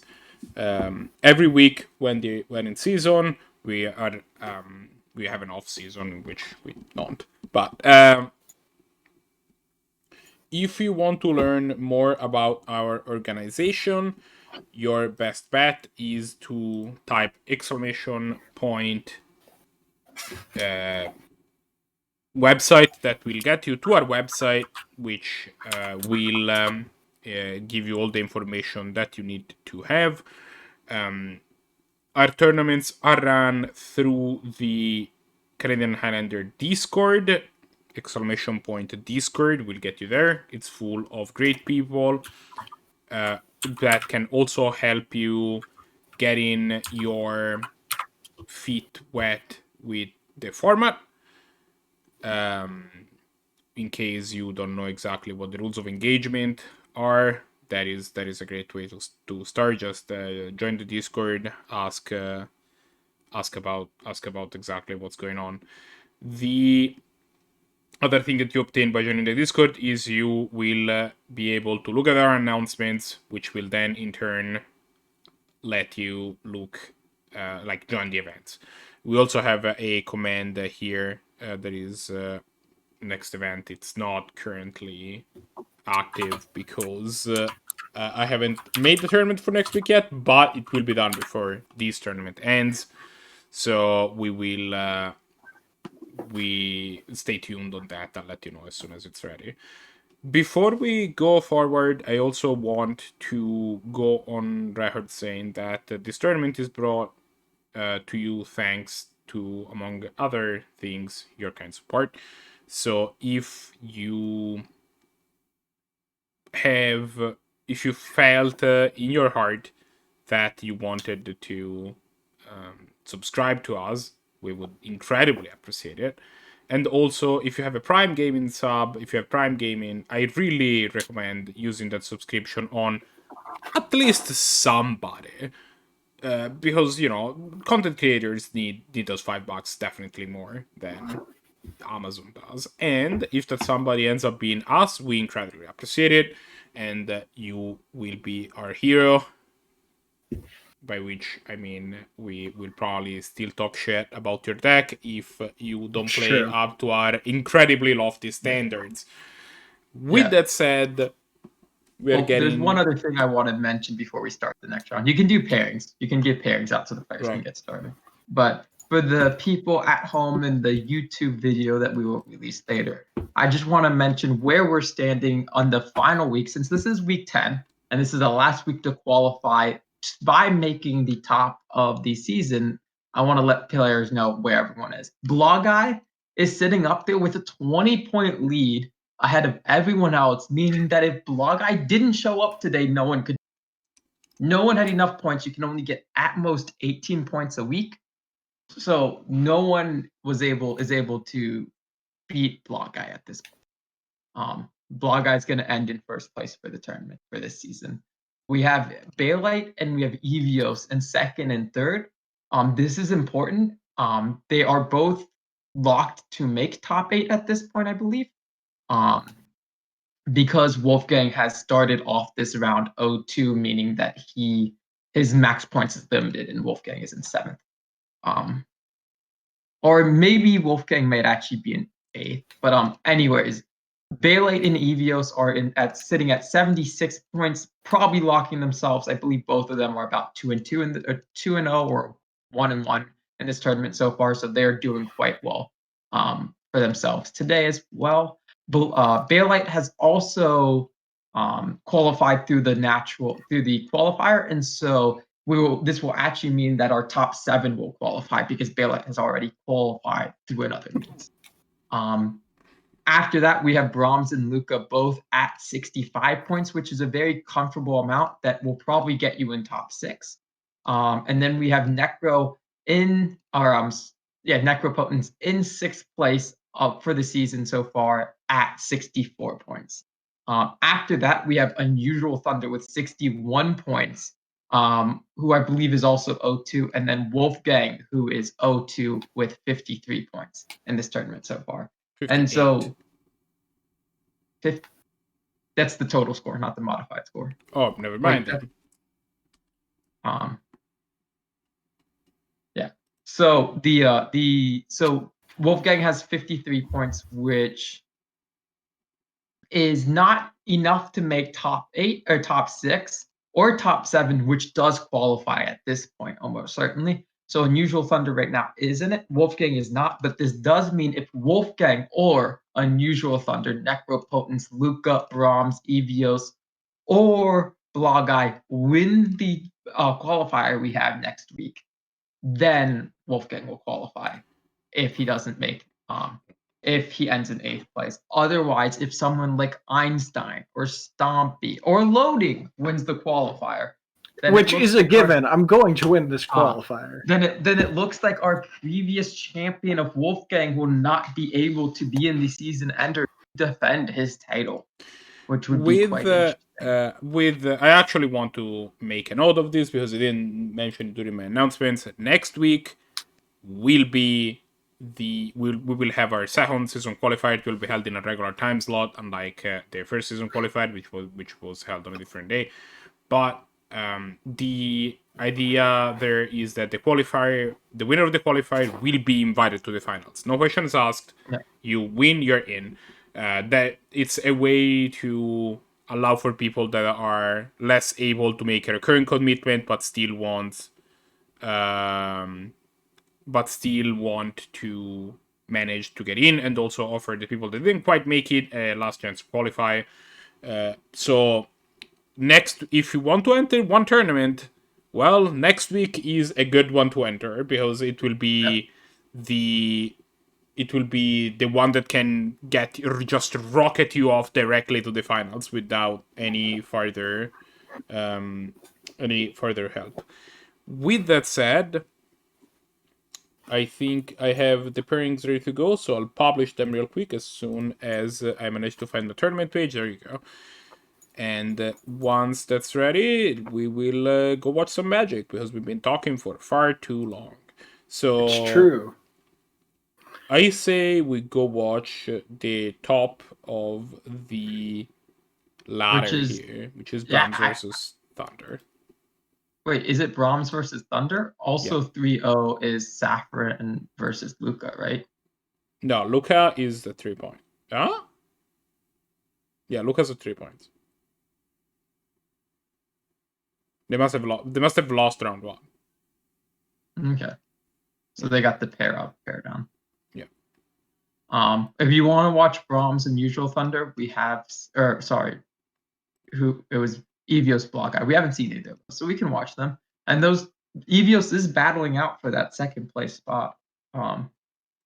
Against. All right. Then never mind. Let's.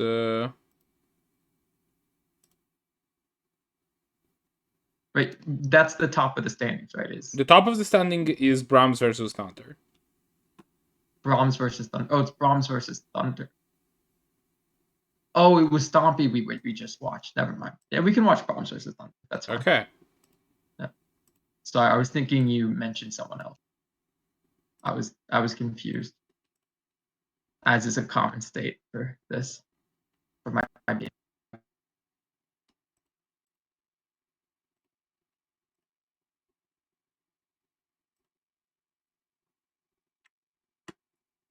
Wait, Luca, did you?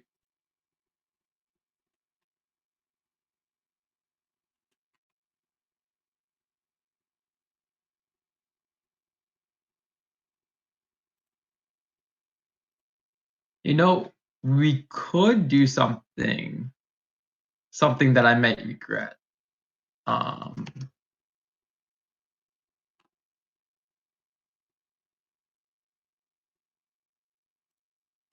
Which I mentioned in our chat.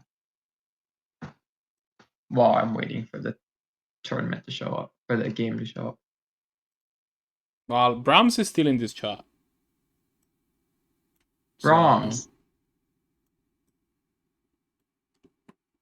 This is incorrect. Brahms is not in this Okay. chat. This chat. Oh, Brahms went to the place. Okay, great.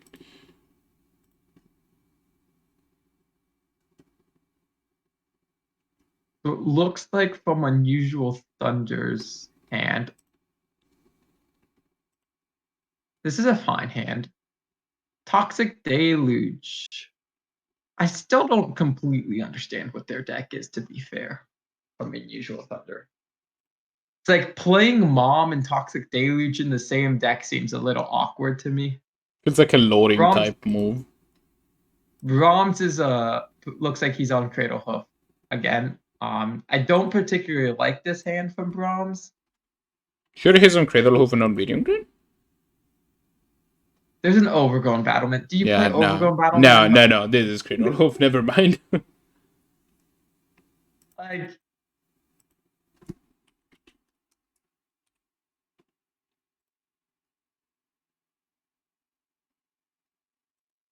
what? So we see Mom and then Finhorn Elves come down here. Linvala, Keeper of Secrets. That is a card that Keeper of shuts Silence? down. Yeah. That card is going to shut down Brahms quite quickly here. Oof. This is painful to watch. I can't watch this.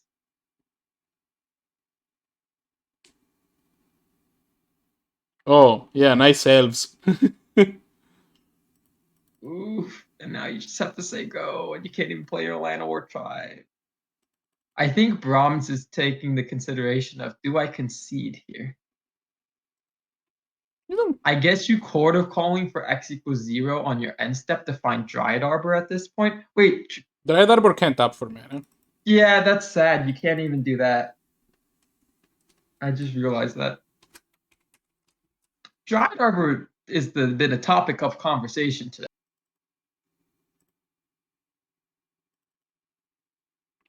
And it's not even like you're just can't activate your creatures. You're actually under a fair amount of pressure as well, to be perfectly honest.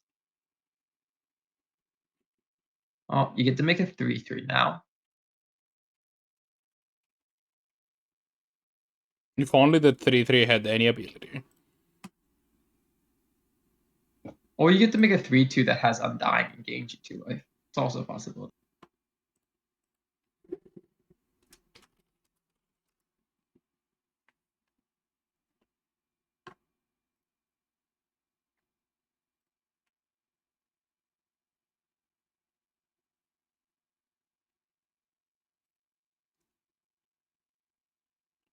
I'm guessing that we have JP just sitting in chat, and we have one free seat in the booth, so we might as well just bring him in if he's around.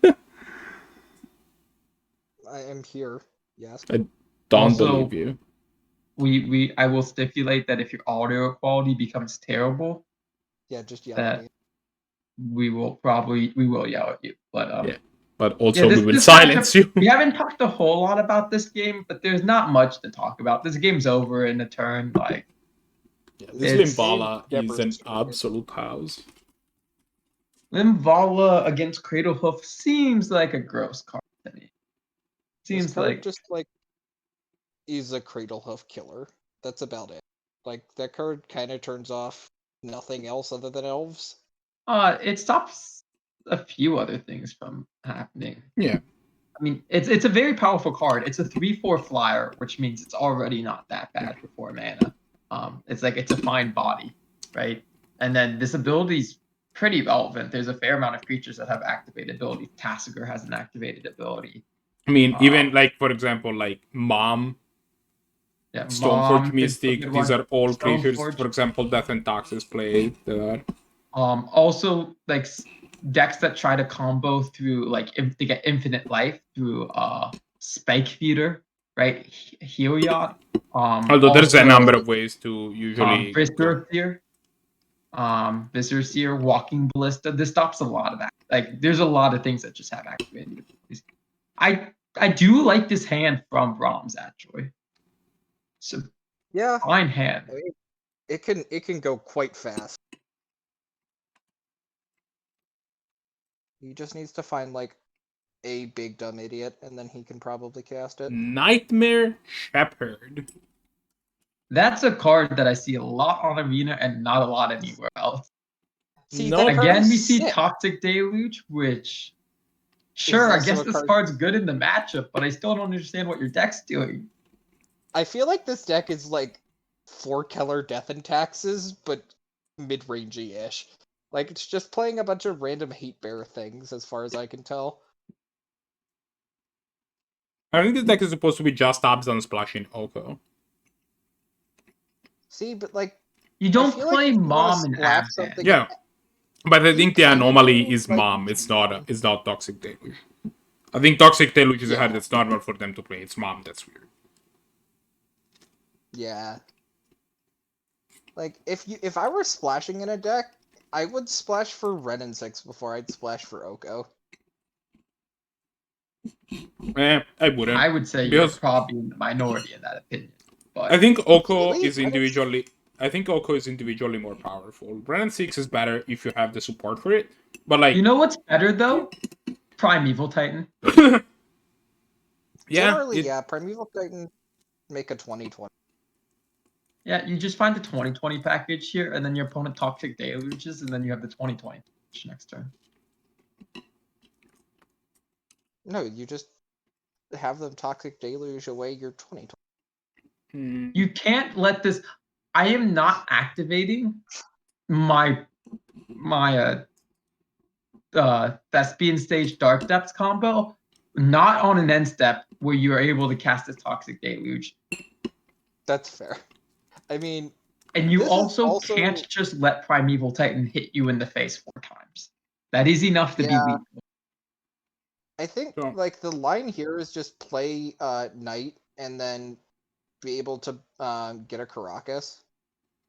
no, because Oh, the that's 2020 unfortunate. will kill you. No, I guess you had Knight that finds a Caracas, and if you need to, the Yeah. Nightmare Shepherd can jump for a turn. Oh yeah, the Nightmare Shepherd does have flying. Yeah, that's true.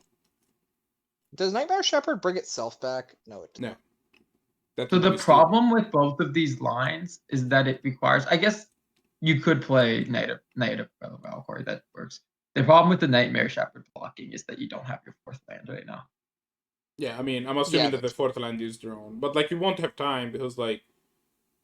No, okay, so, no, you won't have time, right? Because like, Yeah.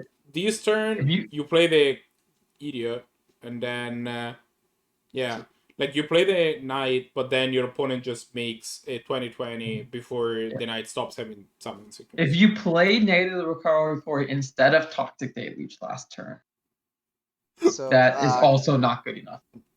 Yeah, because then you get No, attacked wait. by the Titan. You get attacked by the Yeah, but- Titan, which is probably just enough to deal significant damage to kill you. I mean, Titan takes 6. Like Titan you have takes a 6, and then you have to deal another 6 to kill the Titan. And Titan can honestly probably deal more than 6 with the what was with that? the Yeah. Keswick Wolf run. That first hand that Unusual Thunder just mulliganed didn't actually look bad. I just didn't get to see most of it. I imagine if they mulliganed it really fast, there was something bad about it. I did not see it either. Yeah, This I hand did looks not. pretty I rough. wasn't. I did not Um, see much of it either. Brahms' hand also looks quite good in this as well. Yeah, Crop Rotation is just like a really good Magic card. This match is Yeah, going like, real can- fast. Really, 1-1.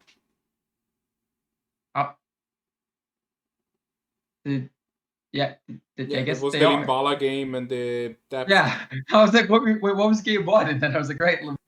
Thanks. So there were 2 relevant large flyers. One of them shut everything off, and one of them just killed someone. To be fair, the relevant card in the second game was not the flyer, but the Primeval Titan and the Mana Crypt. Limbala yeah, isn't even that large. Yeah, Linvala is like a medium-sized flyer. So we have the Battle of the Elves. We have Deathrite Shaman versus Arbor Elf. Which one is better? Oh, hey, look, Gonti. Gonti's interesting. Why are you playing Selfless Spirit in your Abzan? Again, this is not Abzan. This is Death and Taxes or Abzan with Death and Taxes cards in it. But yeah, I don't have a good answer to that. I don't even want to Well, play it's so Selfless that Spirit then in when you Death and when you Taxes. have damnation to kill everything, your stuff leaves. Okay, that's actually pretty hot. That's actually a very spicy line of you just like sack I this mean, damnation. it's bad, but like It's very bad. It is. I hope that Brahms wasn't counting on having cards in hand, because that is about to no longer be a thing that's true. But I'm sure he didn't need them, right? Nah, it's fine. This crop rotation was not at all. He's just gonna draw like Primeval Titan and it'll be fine. Primeval Titan does not get cast here. Yeah, he only has 5 mana. Rex. Woodland Bellower is one away from being cast.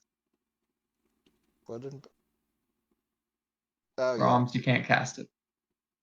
Not happening. No, you know, you tap your Advishard through it so that you figure out for how much mana it taps. It's just the easiest way to figure out, you know? Well, I mean, your Something. opponent also has an elf, and there are some cards that also count your opponent's stuff, right? Like so. Titania. Priest of Titania. So I had a cough There's there. also one that gains life equal to the number of elves on the Yeah, battlefield. and that card is Well-Wisher. Well-Wisher. Yeah, that Have card's you ever valid in seen a Elf. Pauper Elves matchup mirror? It's hell. It's Yeah. quite a thing. Yeah, it is just not. It is not fun. To be fair, Everyone's at like 100. the Elves matchup is really interesting. Don't want to talk too much about Pauper in a lot of different decks, but a lot of times you'll be playing against a fair deck, and then your opponent will like activate Well-Wisher like game 10, and you'll just be like, I don't think I can win anymore. Like Yeah, there's there's multiple Pauper decks that your opponent's like, I have 2 Well-Wishers out. Ever win a game? Nope. I've definitely had my opponent attack me with Well-Wisher, which is something that never happens. But it was like it doesn't matter how much life that I have. That's not how I'm gonna lose this game. I should attack you for 1 damage. That is actually just more valuable. Oh. Also, to be fair, I do That's a very play nice- the only Pauper deck that has Wraths in it, or like one of very few. So like they're kind of screwed regardless of what happens. I have 2 Nauseas in the sideboard. Do you know how hard they had Nausea is to beat for Elves? I don't even know what that card is. Team, explain to JP. Nausea does something along the lines of just giving all creatures -1/-1. That's fair. Oh hey, Brahms can now cast a Woodland Beller. Brahms can now cast his Woodland Beller, and then that will probably find Fierce Empath, which will probably find Cradle Hoof. Yeah. I don't think Nausea is Crater just Hoof 2 mana, good all enough creatures yet. get -1. It's basically like an overloaded electricity. Yeah.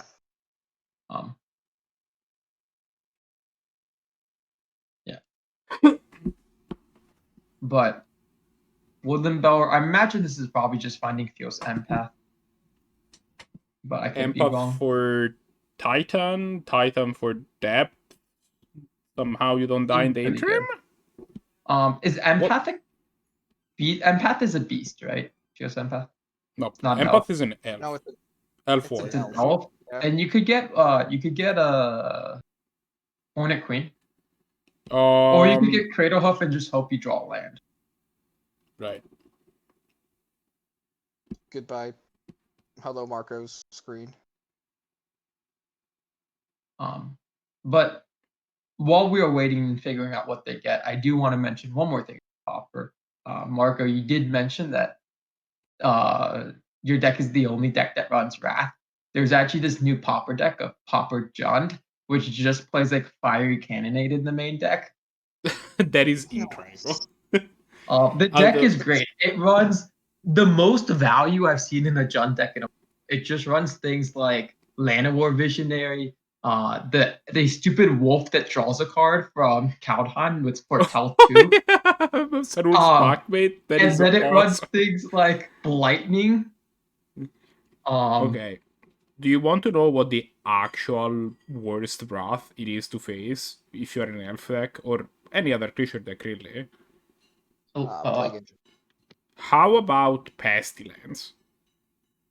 Oh, Yeah, Jesus. Pestilence is just a deck in the format. Yeah. That's a And you- common. Yeah. Yep, and you play the creature that has protection from monocolor, so your Pestilence never goes away. Yeah. It is incredibly So- That strong. is a deck in Pauper, and it is beautiful. You So we play see Primeval multiple. Titan was the get here from the Fierce Impact. You play just to keep- multiple copies of Aven Rift Watcher, which gains you life when it comes Oh, in we see and an leaves, Oko. so that you don't Oh, kill you hello. with your own Pestilence. It's an Oko. It's uncastable. It's Oko though. Thieful Crow. No, wait. There's a what's his There's a name? Deathrite Shaman. Yeah, there you go. It's castable. Yeah, we're casting Oko's gonna and turn this fierce, Elspeth. The this Elvish Archspirit. Archspirit into an elk. Now you're So Titan is like a million years away from being cast now. Yeah. Wow, that's interesting. They decided they threw the. Wait, why is this Lanobar tribe a 6/6? because they jumped it Because with Elspeth- Oh, they Like, jumped it flying. with Elspeth. Okay. Yeah. Like Brahms is just dying here. Yeah, Brahms is just Yeah, dead next turn.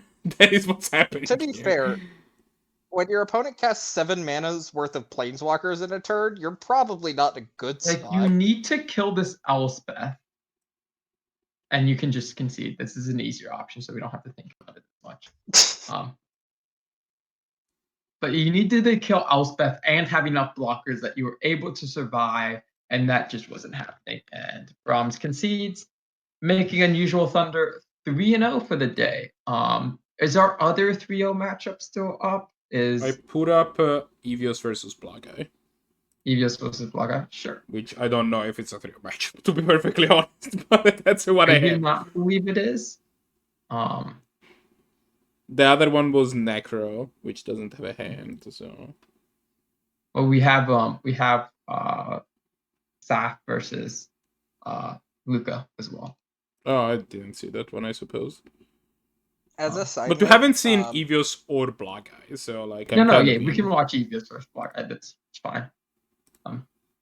the fact that Abzan splashing anything or just pure Abzan are two of the best decks that we've seen in a while just makes my heart happy.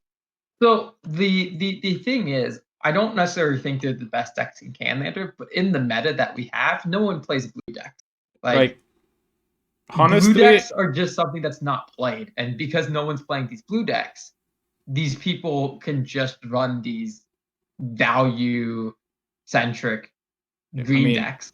to be fair, if I was approaching this meta, like out of these decks, the one that I like the most is probably like Stompy's stupid like fire control deck. So that deck is messed up. Like every card has like 85 lines of text in it. It's Also, you don't have a matchup on the screen, by the way. yeah. I was trying to see if I could get Evios' hand, but Oh, so yesterday I was talking to a friend who played Blahguy Magic just in won. like, no, Blahguy won a 2017 or game. I not think 20 it's another. I don't know. I think that there's like more games. 2013. And then I showed him Uro, and he just lost his mind. So It's I'm like, this- talking how is about this the card so forbidden format. I went to club meeting yesterday, and we ended up playing Commander, and I ended up playing a game with my Euro Commander deck, which is just Salt Tide Control. I cast a mass manipulation for X equals to 8, and my opponents didn't concede. You gotta appreciate the hustle sometime. I had everyone's commander. Someone was playing the new precon that is you play the serpent that is a 6 mana like 6/6 that you can play an additional land, and whenever a land enters the battlefield, you draw a card. Oh yeah, that card exists. That card's really good. And then I ended up getting an Avenger of Zendikar, and I also stole someone's the 3 mana creature from War of the Spark that whenever a land enters, you proliferate. Ooh, What the heck? I ended up That's with absurd. 17, 11, 12 plant token. Or sorry, 12, 13 plant token. Before the Okay. game ended. Pause for a second. What in the heck are these decks? Like it's Jund aggro Evios versus Evios. So Blahguy's been playing Jund aggro. He started off the tournament playing Rakdos aggro, the season playing Rakdos aggro like he always does. And this has been his common deck. And then Luca actually started off with Jund aggro and had a fair amount of success. Blahguy switched over to a slightly different version of Jund aggro and then won and has been having clear success, being the clear winner of the season before the finals, being in first place by 20 points.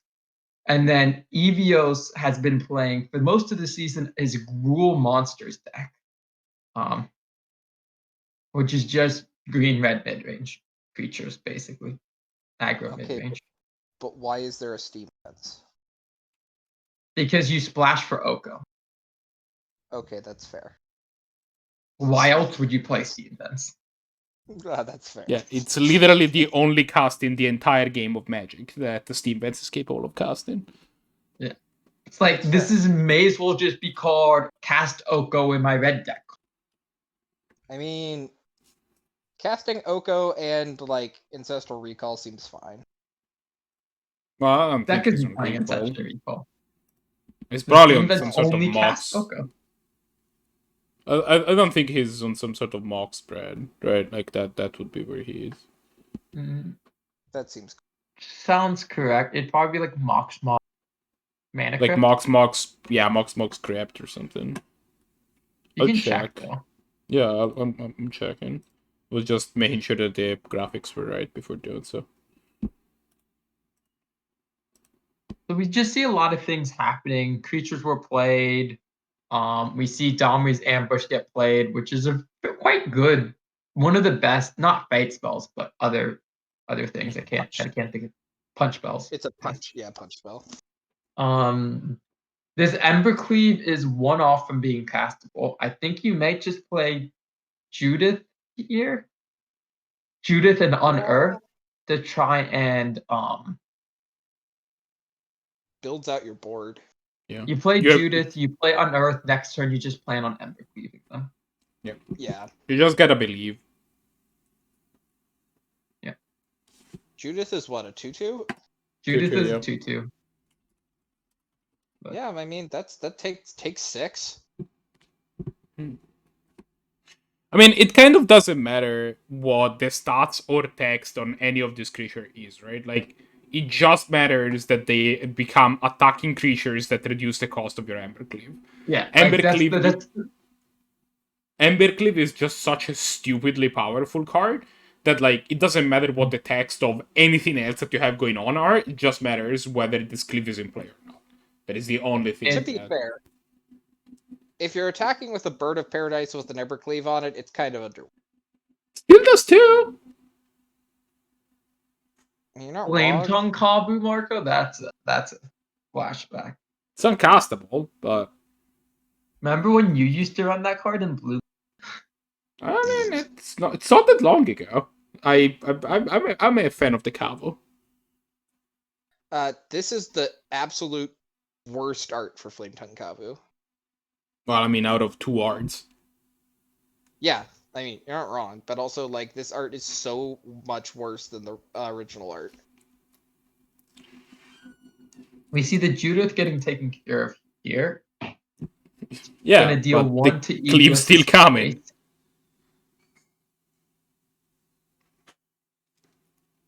No, saw it coming. This was the reason why you make sure to unearth last turn, is so that after the removal spell you can still kill you can still cast December Cleave. If your opponent has 2 removal spells, that sucks for you, but like, yeah, you know. To be fair, if you would have held it, you would have been able to get back Judith, which also would have been fine. Yeah, and that's worse than getting a Cleave into casting play. Embercleave. Yeah. I don't think you understand. Like, this turn, you are just attacking for 7 damage. cast this and also cast. No, No, it's you gonna cannot cost you cast 4 it. mana. But it's You gonna are deal casting- 4 extra damage and put a formidable threat in play. This is true. And the next turn you just get to make their thing Yeah. not be able to. Now Evius is not only forced to deal with this Embercleave, like you have to deal with this Embercleave. You can't let this stick around. Like this dude is massive and going to kill you. No. By the way, no. The Kandra is currently unable to make the other Kandra unable. It's currently yeah, it you're cannot right. target the other. Well, maybe they'll cast their 2 mana. Oh, hey, Smuggler. It does make this Harshman. Is it less than or equal, or is it just equal? It's equal, I believe. Less than or equal. I think it's less okay. than or equal. Yeah, equal would be like considerably worse. Yeah, because then you can only stop creatures with 1 power or 0. Well, I mean, beep beep. Yeah. You attack with this. You attack with your Earthshaker Kenra, and you attack with your 6 Your 6 3/2 power double idiot. strike. Yeah. Trampler. Like Yeah, your opponent probably Mm. trades Kandras. Take 6. yeah, Kenra for Kenra, take 6, and then you can play almost get that you play Kenra your up. Digraph Gruul and then kill them with Deathray Charm. Killing them with Deathray Charm. What we are used to. But To be yeah, fair, like Death Ray so Shaman to is, point like, out absurd. for this game, Embercleave itself dealt 8 damage. Right. This is Like this Embercleave by itself, not including the creature it was attached, but like this Embercleave dealt 8 damage. Just by itself. no. The Harsh Mentor is dealing him 1. And so we have Blahguy taking that down. Are there any more matches going on this round? We can. Nope, check. that looked like the last one. Oh, well. So it looked like Luca ended up beating the Elves player, Saff. I did. So Luca is 2-1 now, Saff is 2-1, and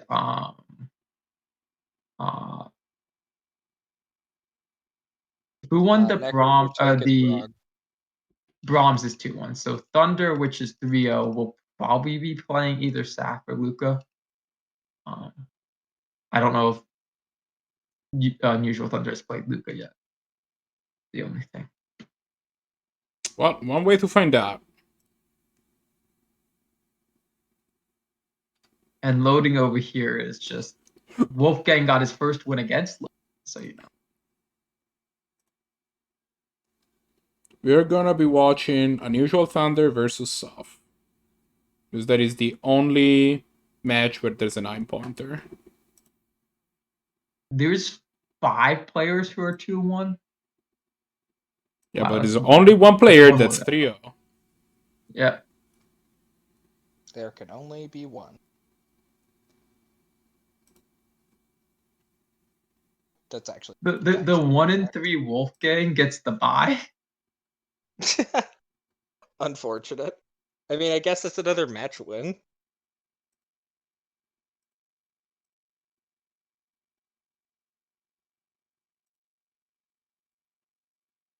This is maybe the first time?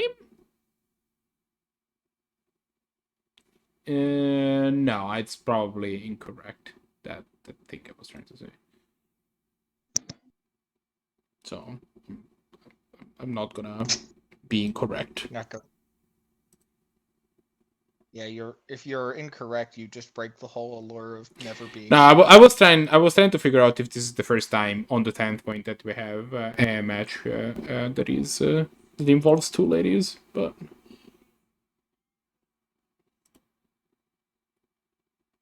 which both players are. We've probably had Necro versus Thunder. I would think That we've is a probably watched possibility. Yeah, I mean on screen, Yeah. I guess.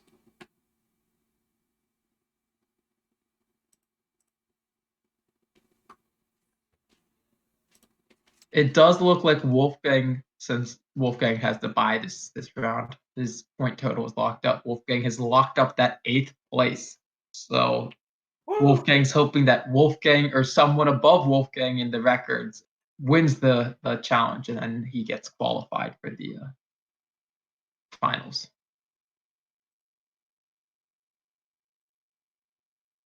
You're telling me it's Wolfgang needs to sabotage the challenge by. So I don't like this hand a whole lot from Saff. Even now that there's an Azori in it? You don't have a one. You don't have a one. You're keeping a one lander with no one man. Is this another Abzan deck? The one at the bottom.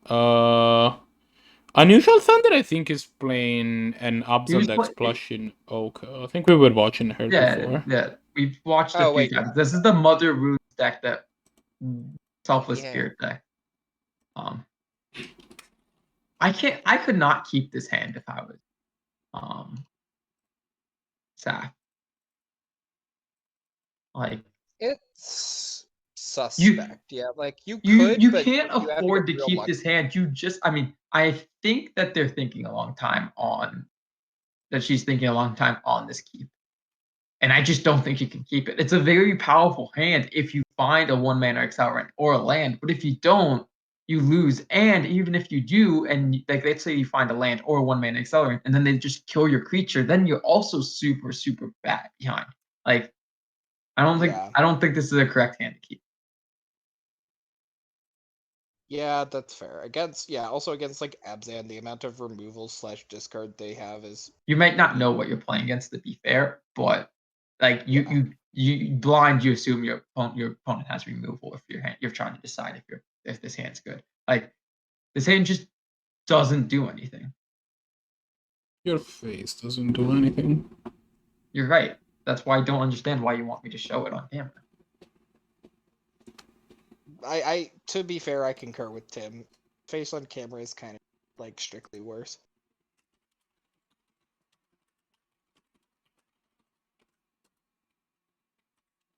Oh, so apparently staff was saying that I have coverage audio going, by the way, Marco. I thought I had just fixed that. Yeah. Yeah. No, that was a thing for a little bit, but then I should have fixed it a bit ago. Yeah, it was fixed a bit ago. This hand is a little bit better. Like, you still don't have This hand has multiple lands in it, which I like. It also has Allosaurus Shepherd, which I've seen like in every hand so far, which is shocking. We see the first non-elf creature from, or I guess not the first non-elf creature, but Tim, where is there an Allosaurus Shepherd? oh, that's a Realm Walker, isn't it? Not an elf. Yeah, that is in fact an elf. Technically, yes. I mean, what do you mean technically? It's just an elf. It is an elf. I mean, Like, it it's has also the a type goblin, elf. human, and polar bear. Yeah, it's a mutant ninja turtle. It's still those things. Elf, turtle, druid, lots of other things. It's a Marco, god. what the Yes? heck? We have mutant ninja turtle as creature types in Magic, and I'm just now realizing this. Yeah. This is so good. Sadly, we don't have So- teenage. Teenage is not a creature type.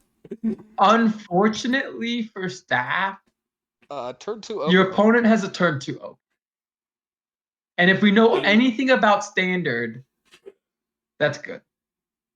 I mean, and they even played it off of a 2-mana 2/1. Like, the card they used to play it is actually not even bad.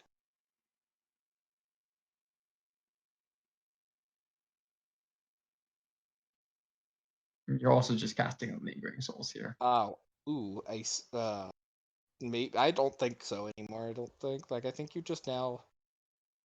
You cast the Lingering Souls.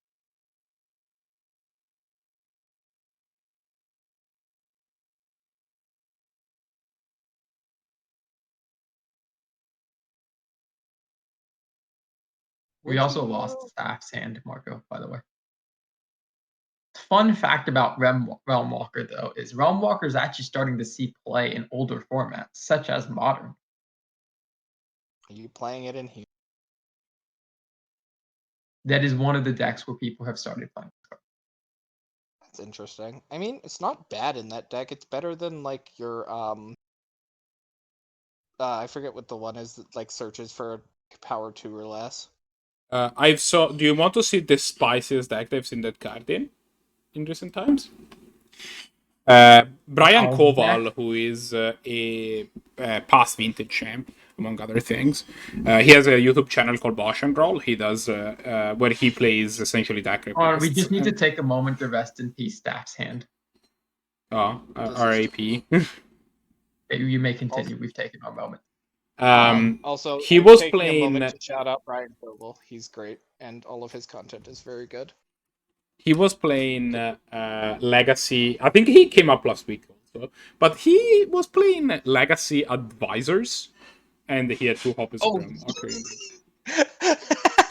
I remember that. That deck was absurd.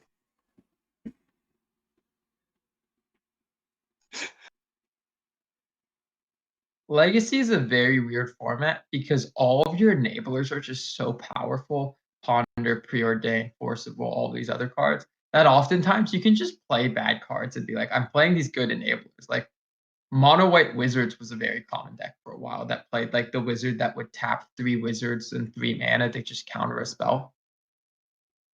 You tap 3 wizards and then you just counter a spell. And that was a common deck for a while. These had just played the Forcible package. And so if you just play the good enablers in the format, you can play really whatever kind of deck you want. So I get what you're saying. You said mono white and my brain exploded. Mono blue wizards.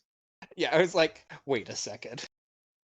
What is this deck and why have I never heard about it? I will say, as far as facing a turn 3 Oko, a turn 2 Oko, Staff's board is interesting. I wouldn't say good yet. Like it's sure there. I would not be attacking with Swireman's Elite if I were you. I don't think it particularly matters either, to be perfectly fair. I mean, you're never killing Oko because Oko has infinite loyalty.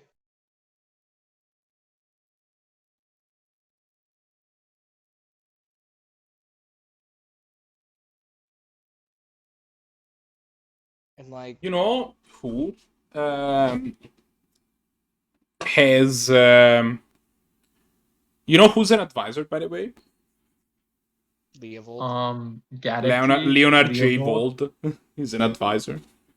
Leovold. Yeah, Kambal is an advisor. Yeah. Oh yeah, Combal's. Yeah. Ooh, I have name advisor with Carbon of Souls and Humans before. Imperial Recruiter is an advisor. Wait, what? Yeah. That's what I didn't know. What the heck? I mean, so I don't like this hand from Staff at all. It has 2 natural orders in it. Probably one of them is a card that I don't even know if it should be in the deck, but I honestly just don't know about this card. I remember I had a conversation with Marco when this card was printed about whether Marco should be including it in his Cradlehoof deck. And I came to the conclusion that you can't. Natural Order's power is by being able to play it and immediately win. And this card you play, you wait a turn, and then you do something. And I think that's just way too slow. I think this card is fine. Like, honestly, I think Natural Order is powerful enough that Natural Order on a 1-turn delay is fine. And it's just 4 mana get bolted. Go further. The card that was in UnusualThunder's hand before she mulliganed, the one that taxes planeswalkers, that card is very dubious. I would just point out. I don't know, obstruction. Yeah, there's some interesting cards in this deck, to say the least. Like, I can see Mom. Eidolon is pushing it. Like, don't get me wrong, Saff has some weird cards in her deck, but Saff is also making some massive concessions to essentially support. Like, You might have Yeah. to play, I don't know, Yavimaya Granger or whatever the hell, or Wirewood Hive Master, whatever that card was, in order to support, Elvish Archdruid, Eladamri Lord of Leaves, these powerful elf cards, right? Like, but Yeah. Like, there are a couple things I would change about Staff's deck. Like, I think Hornet Queen should be included in the deck. I feel like this deck would have a lot more options with like natural order and stuff if Hornet Queen was included. But at the So, end of the day, there's going to be a Cradle Hoof cast here, isn't there? Saff just triple spelled. So yeah, that was kind of good, and then she drew natural. So yeah, this is just game basically. Well, It's I not don't though. think Cradle Hoof Hoof is doesn't deal lethal that at this much, to point. be perfectly fair. Like, Cradle Hoof might still be the get, but you only attack with Cradle Hoof. You're not attacking with anything. So if you get Cradle Hoof. Yeah, there you but go. I mean, like, She went for Bellower.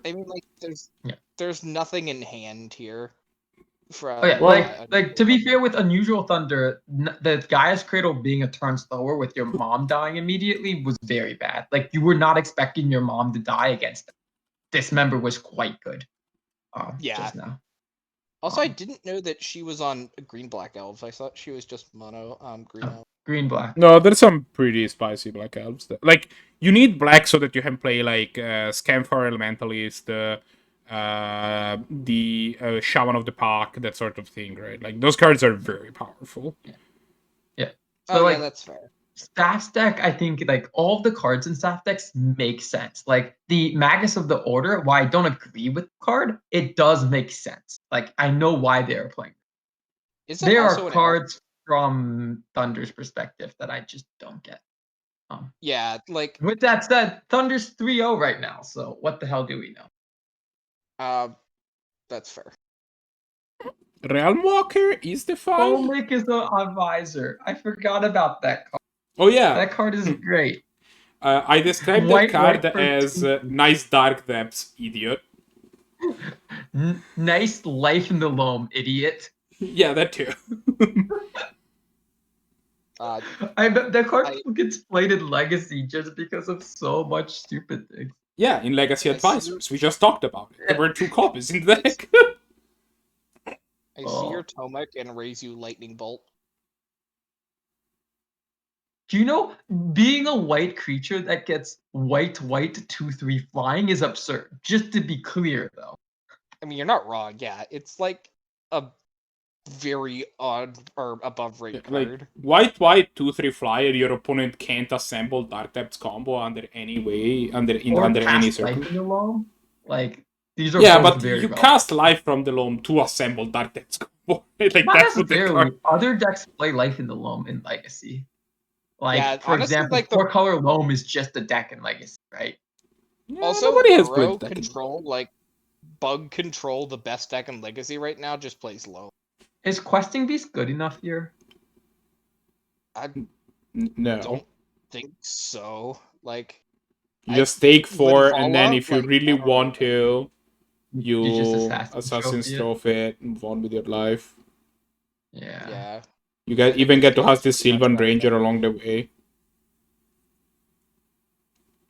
Sylvan Ranger just finds you your land. It finds you a swamp or whatever. Or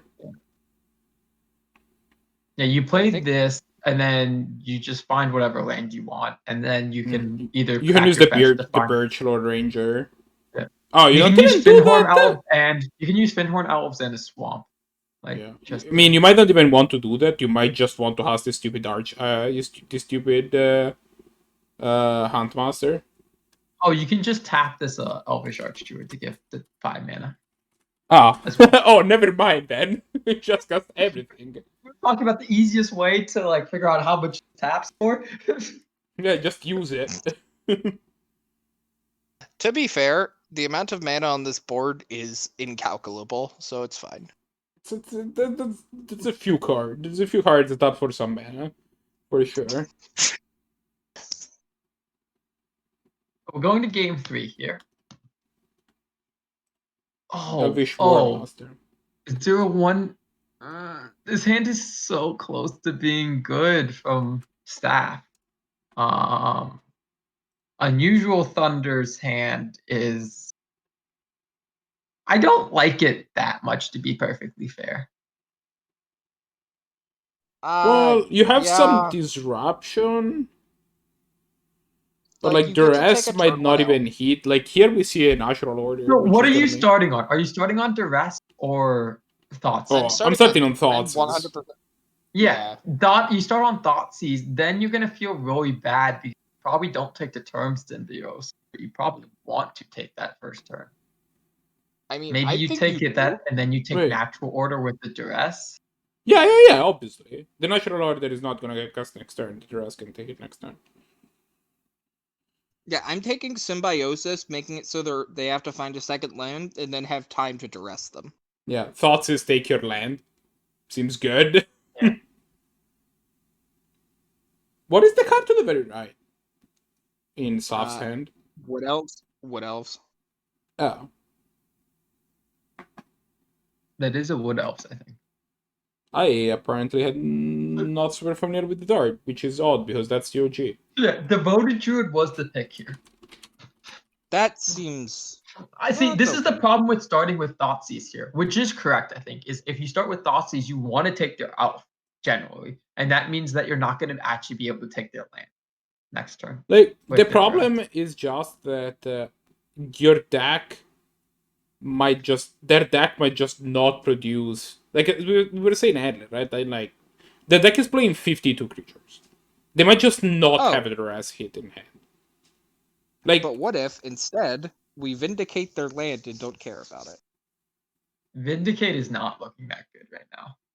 yeah, I mean, It's to looking like just a very expensive creature removal spell. I'm killing a land with vindicate. yeah, I mean that's not the worst idea.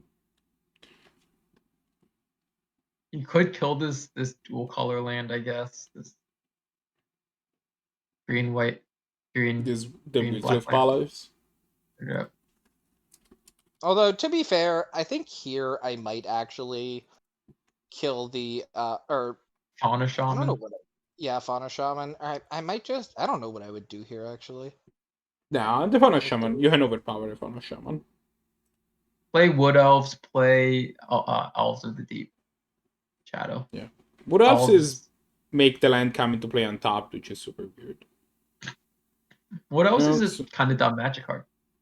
So now you have the Yeah. rest at natural order, but Yeah. they're still way far ahead. This was my problem with Unusual Thunder's hand, was you had 4 lands, which is fine. I'm okay keeping 4 lands in your deck.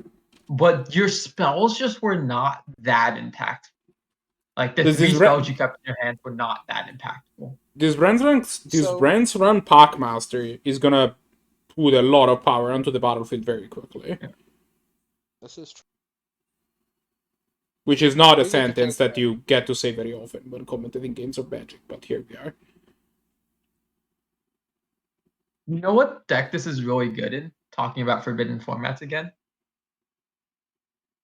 Brand's Run Packmaster? Yep. No. Tulsamir Commander. Oh, it makes wolves, doesn't it? It makes wolves that have death touch, so they fight to just kill whatever when they enter. It's 3 mana repeatable. It's absurd. But Okay, do you that card's consistently kind of have an elf to champion with it? Guess what's an elf? Tulsamir. Tulsamir is an elf, okay, right. Yeah, but if you champion Tulsamir, then your wolves don't fight when they come to Then you recast Tulsamir. And you also I play other elves as well. I play like Land Elves. So I constantly have elves. I have like 11 elves in my deck. But this card is just really funny because it just makes you just machine gun people with death touch wolves.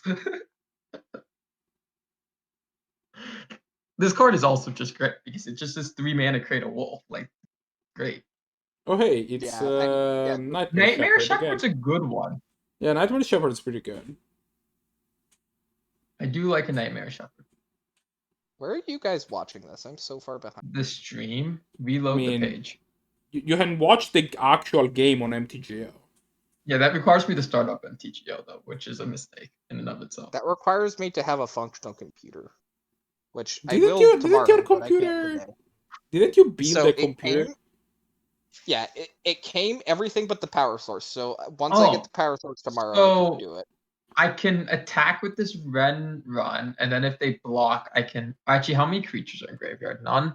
If they block, I can just kill this Nightmare Shepherd, and then I get a Wood Elves afterwards. Yeah, and you can even make some Or you're wolves just along going to the way. create 2 wolves. I guess they're just going to create 2 wolves. But is this Yeah. fast enough? Or are you under too much of a pressure from this Nightmare Shepherd? 4, 8, 12, 16. So So 4 turns. how fast? Plus the Alto Deep Shadow also pings you. When it makes And damage. this Verdant Catacomb is going to ping you again. Yeah. So I guess the question is, how fast can, like, what can this Finale of Devastation put on the battlefield? Oh, Azure. 2... Azure is a card? Is it though? Yeah, it gives your elves overrun, which is pretty good. Yeah, This you only turn you're have 2 attacking elves. for 9. You are attacking for 9 this turn. And I mean, So it's only elves, so it's not. yeah. I think it's so correct to get in with the 5/5 this turn. If your opponent has a removal spell, it feels a little bad. Plus, they can't block it. Okay, Finale fair. 4. 3. Bind. Imperious Perfect. Oh, Rexage to kill the guy because it's an enchantment. Nightmare. That's an That's good. enchantment. I forgot that card. Continue I like to this not play. know what cards are I enchantment. do like the line of holding back the now because of the Vexage play. I like that. Best card I to would draw have here thought is- though, why didn't you just cast Vexage last turn? Because Do you think that the she 4 wanted to damage have is some worth wolves. the Wolves 2 are cool. I don't know. Like maybe I guess the thing was I wanted to get value. I didn't want this card to get removed, and I wanted to make sure I at least got wolves out of it when I could. Now that I've gotten my wolves out of it, I'm okay losing. So to be the fair, value. there are more wolves to get. Yeah, but like now you have to make sure you don't die to this thing, right? Like you have. I think orders the now. only out here is Toxic Deluge now. I mean, we probably play Damnation. Damnation's fine. I doubt it. Like I They wouldn't could be play playing Extinction Event. Could definitely be a card. They could be playing. They could fetch for red here. Be playing red apparently, and then play Sudden Demise. Sudden Demise is pretty good. I want to talk about something. Since we're on the topic of wraths, can I talk for a second about how much have I found that I've fallen in love with the card Shadow's Verdict? Pause for a second. Which one? If this card was literally any other card, it would be better.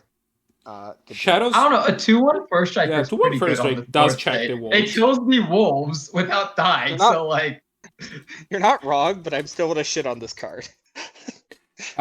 Just saying. So the Shadow's Verdict is 3 black to exile every creature and planeswalker with the CMC 3 or less.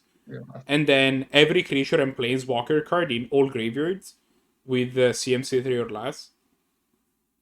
And the amount of just no nonsense, like the card just allows for absolutely no nonsense. It's like, I just do not care about anything that's happening. All of your bullshit's gone. Croxa in the graveyard, don't care. Gone. You in the graveyard, gone. Gone. Yeah. Oko! We have an Oko, guys. Oko. Timeout. Oko is taxed by idol.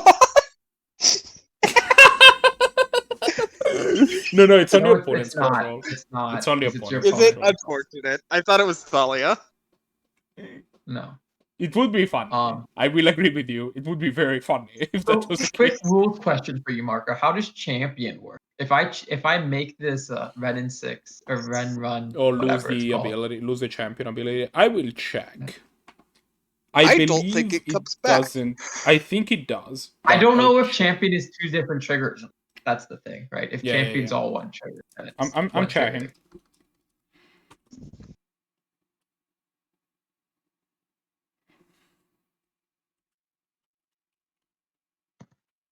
We're gonna create 2 more wolves though before it becomes an elk, though, just to be fair.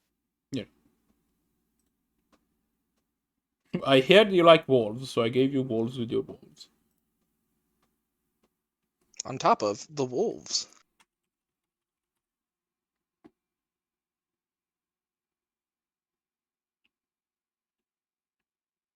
Wait, That what is card's this pretty okay. elf? It's the This is the new elf. Kaldheim one. It's pretty decent, actually. This game is over, but we see a massive attack just coming in. So I think it's 2 separate triggers, which means I think the card doesn't come back if you lose the champion ability.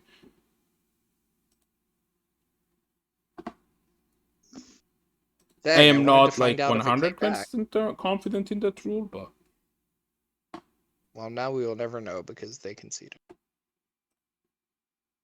it's very interesting.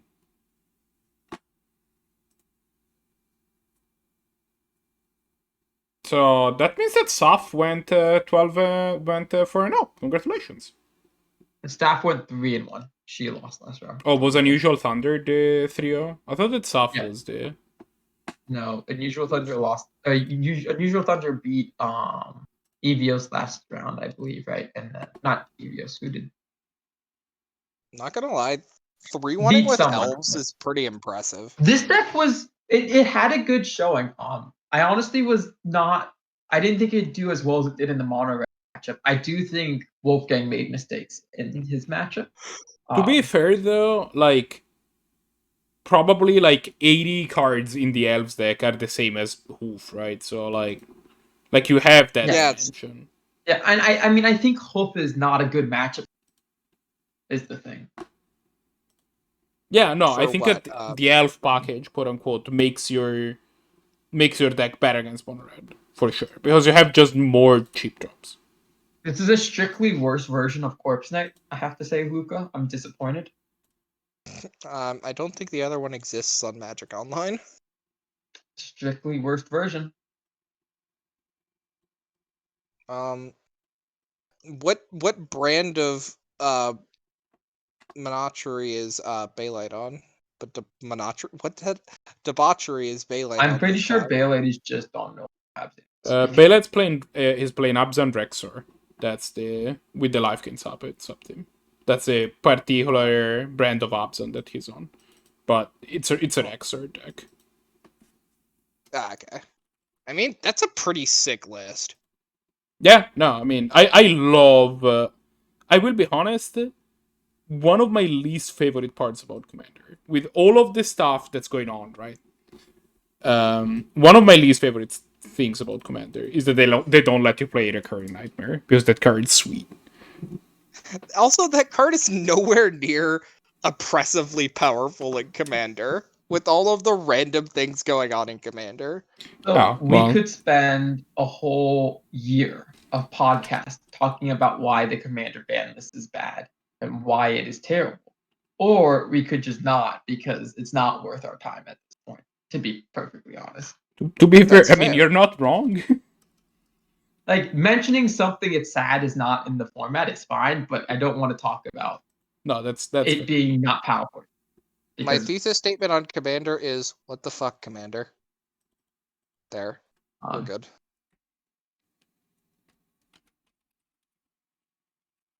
With all this said, I don't know who has the better board right now. I mean, Bailite has a... Bailite's hand is certainly a lot better than although Luca is just playing Timewalk, so maybe Luca can combo here. Why is Luca playing Corpse Knight? Abzan versus... What? Yeah, that's a good question. Why is Luca playing Corpse Knight? Look, last time Luca was playing what was the card? Conclave Mentor with 3 creatures that gave +1/+1 counters because Conclave Mentor died to gain 2. Well, this card gains life. No, it doesn't. So remember what who we were talking about when they decide card selection, right? Like, nothing against Luca's card selection. I'll disagree with it a lot of times. Luca decided he wanted creatures that gained life at Forgot Lone Missionary was a card that gains 4 when it enters, and played Conclave Mentor. It's easier to cast as well. I would also like to point that out. And in his deck, Luca had 3 creatures that got +1 counters on it, and that was it. Knight of the Reliquary is a card. Is Luca seriously not able to just combo from with this? With an Eldritch Evolution, I have to imagine that it's possible, right?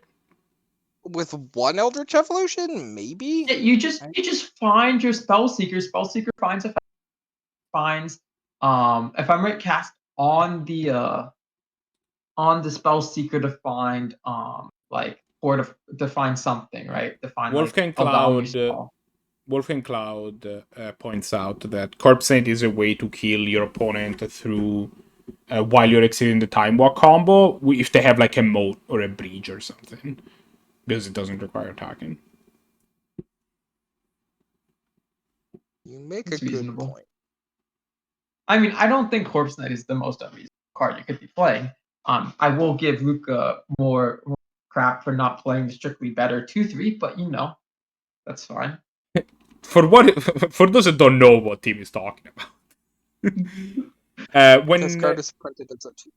When Wizards of the Coast first printed Corpse Saint in M20, the first round of promos got misprinted. The pre-release, it was all pre-release. Yeah. Yeah.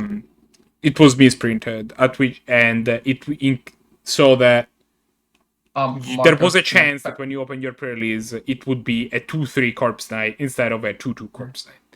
Obviously, the card is actually a 2/2, like even if it says 2/3 on it. Although it's not the most hilarious. It's not the most hilarious misprint. The most hilarious misprint to this day, in my opinion, is Spanish copies of Meloco the Clouded Mirror in Betrayers of Kamigawa made 2/2 Flying Illusion tokens instead of 1/1 Flying Illusion tokens. That card is a house in as printed cube. It's even better when it makes 2/2. Yeah, that's what I'm saying. It turns out that card. I wrote an article about how you could make that be a thing, if it was possible for that to make that be a thing in Conspiracy Draft. Hold on, Marco. Yeah. Blahguy accidentally reported his match score, but they haven't finished, so can you just avoid it? Oh yeah, and unreport. No problem. Just wanted to get that done, but you can continue now. So Tim, walk us through the Timewalk combo. No, we have a command for that. No. So this is how you figure out the Timewalk combo. You type in !Timewalk into Twitch chat, and then it explains it for you. Basically, you essentially do things of Spellseeker gets Ephemerate, and then you cast Ephemerate on your Spellseeker to flicker it to get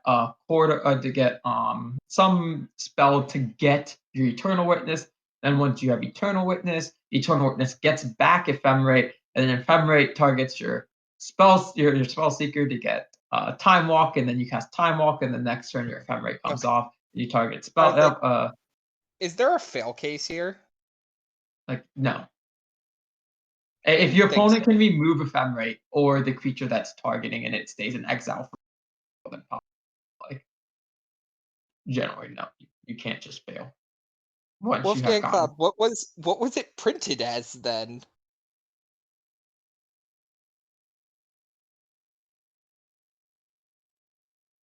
I'm just going to come in the chat because it's faster. Is printed metal? If you control 3 or more artifacts, it costs 1 less to cast.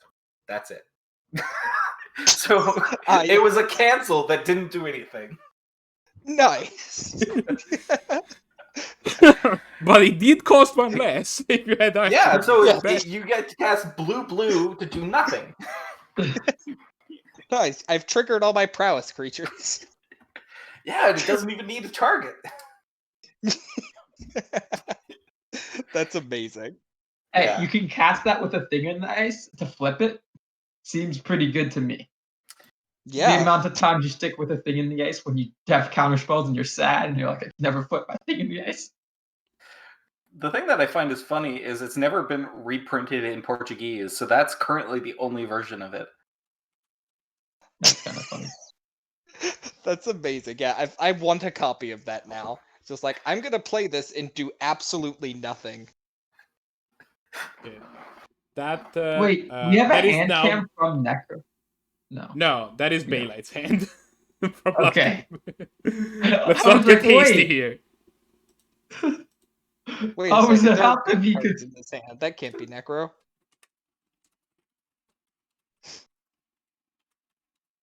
Obligatory, I'm giving Necro shit, but it's... What is this deck? Which one? She's on Necro's turns. deck? She's on Turbo Fog, sorry. Jeez. Oh my god, that is still 0-0. I mean, one of these players is on Turbo Fog. What did you Oh, expect? that had some tech difficulties, apparently.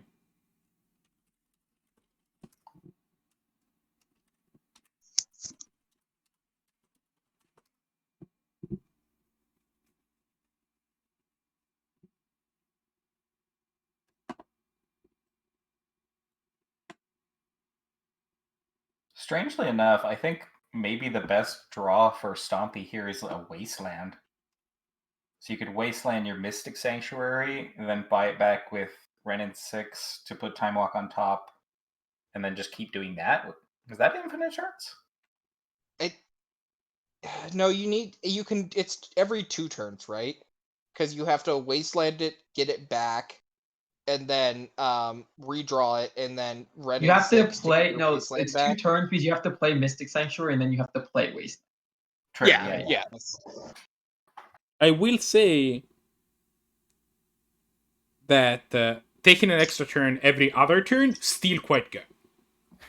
Yeah, Like, it's not turns out quite as taking good as extra every turns turn, too. but like, if we're talking about options of taking a turn every turn, taking extra turn every other turn, taking your normal turn, I would still rather be taking a turn every Yeah, turn. that's the Lighthouse Chronology ability, right? Like, that's what Lighthouse Chronology does. At the beginning of each opponent's turn, you take an extra turn. At the end of each opponent's turn, so you take an extra turn. Oh dear. This is a good hand from Stompy as well. Like, the fact that Stompy has 7 cards in hand, the Necro's 1, and Stompy's hand is actually just a good hand. I have mentioned a couple times, but Stompy's deck is supremely messed up. This is true. Yeah, to be fair, there's no card in here like with under like 10 words of text. Probably. Yeah, it's like... Oh no, What the is this? Gatewatch has been deployed. What is going on? Gatewatch. Wait, is Vindicate in his deck? Oh, and you can counter once and then draw. Disgusting. Yeah. Well, here's the Gatewatch. No Gatewatches are going to be deployed here. know that Deployment Gatewatch and not doesn't allowed. exist. I probably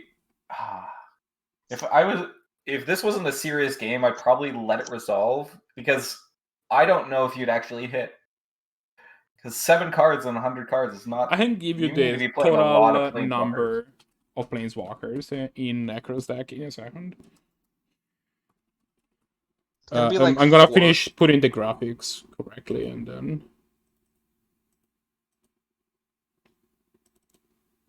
By the way, Tim, I own a correct Corpse Knight.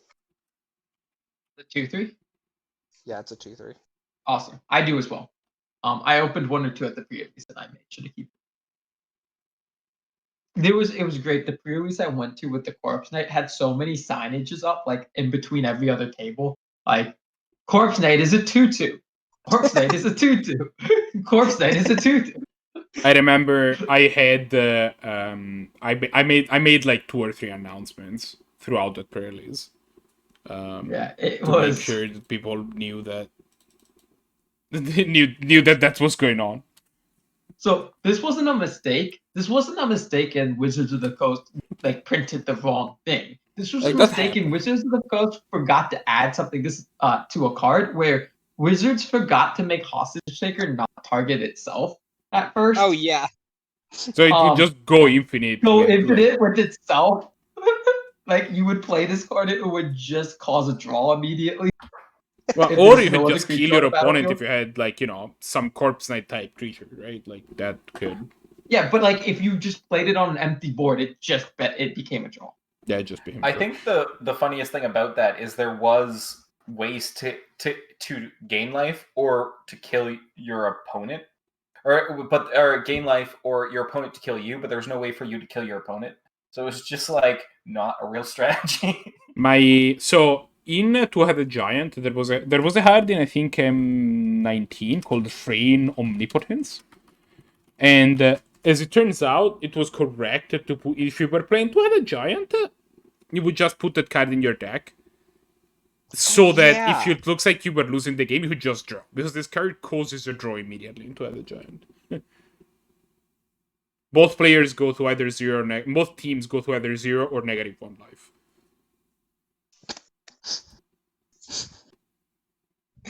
Wizards has an immaculate track record. No, I mean, Frayne Omnipotence is working as intended, just to have the Giants a weird format. Yeah, Two-Headed Giant's a weird format, which, to be fair, me and Marco have a great Two-Headed Giant history. Oh yeah, we've been playing.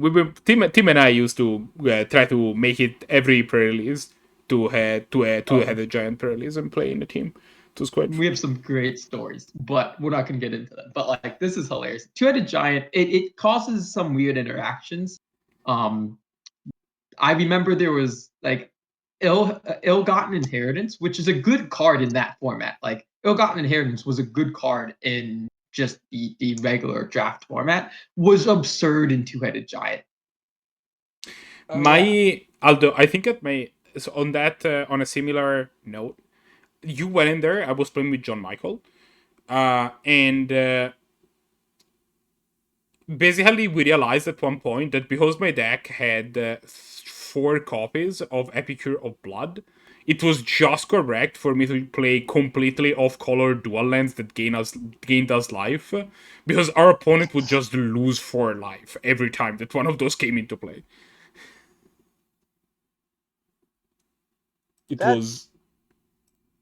What? Yeah. You know another card that's messed up in Two-Headed Giant? Priest of the Forgotten Gods. Oh yeah, that. Oh yeah. I'm gonna choose you and you. You.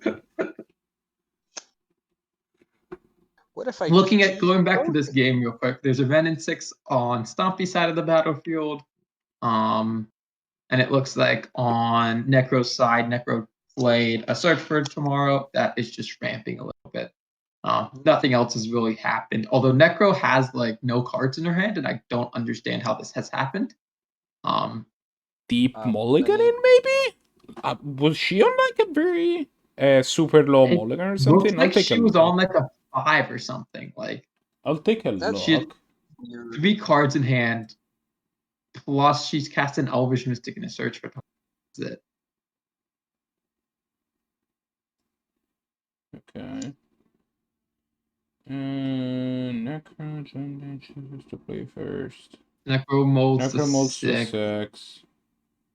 No, she was on a 6. 6. Okay, so 6 is reasonable. I don't know. I just see there was low, but maybe it's not. Oh. Weird.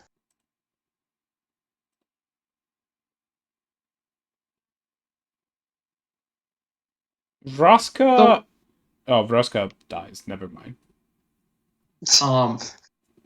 Quick question. I want to play quick over under with you guys. How many Stompy's deck do you think is banned in a format? I think we put the over under at 10.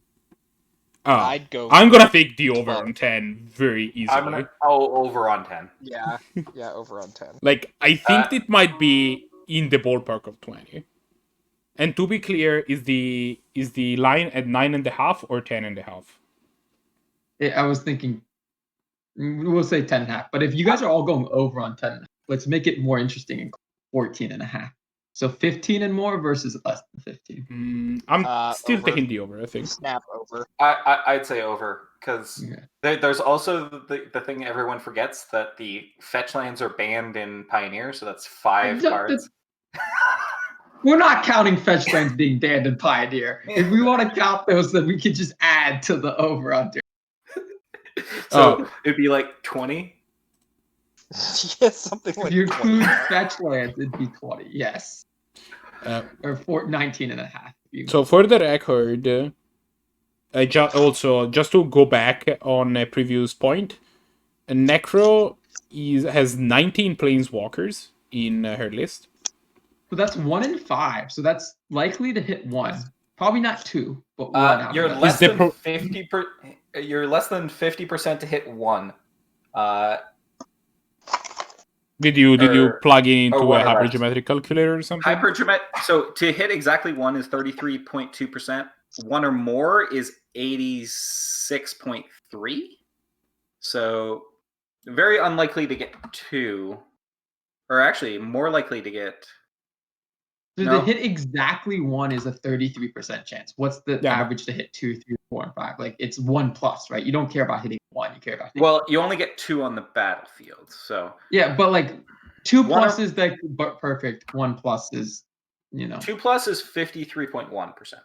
Okay, so you're 50% to get 2 plus, and you're 80% to hit 1. So that's not the worst. Yeah, that's fine. Yeah, well, it's not great. Yeah, like great, 80%, like if you have like a 15% that your 6 mana cards goes on the stack, resolves, and accomplishes nothing, that is kind of unacceptable. Yeah. Isn't that card 8 mana? It's 6. Oh, it's 7. I'm pretty sure it's 4 white. Like this does not keep get. Ooh, Teferi, Hero of Dominaria. That is one of my favorite cards in the entirety of Magic the Gathering. Teferi, Hero of Dominaria. Then there was also a Force of Will that was given, and a Snapcaster by the Factor Fiction that was cast. Necro has a moat, which Stompy is gonna be very intent about not caring about. Until this Field of Dead has created 100 zombies, and then he'll. Well, yeah, you don't have to care about it until they're dead. Or pitch. Chelsea. I mean, then if it comes to it, they can talk it with the fairy at some point.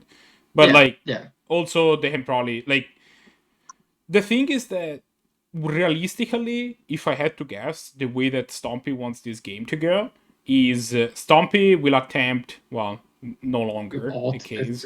But if I have Teferi in play, my game plan is ult the Teferi and then hopefully keep it around.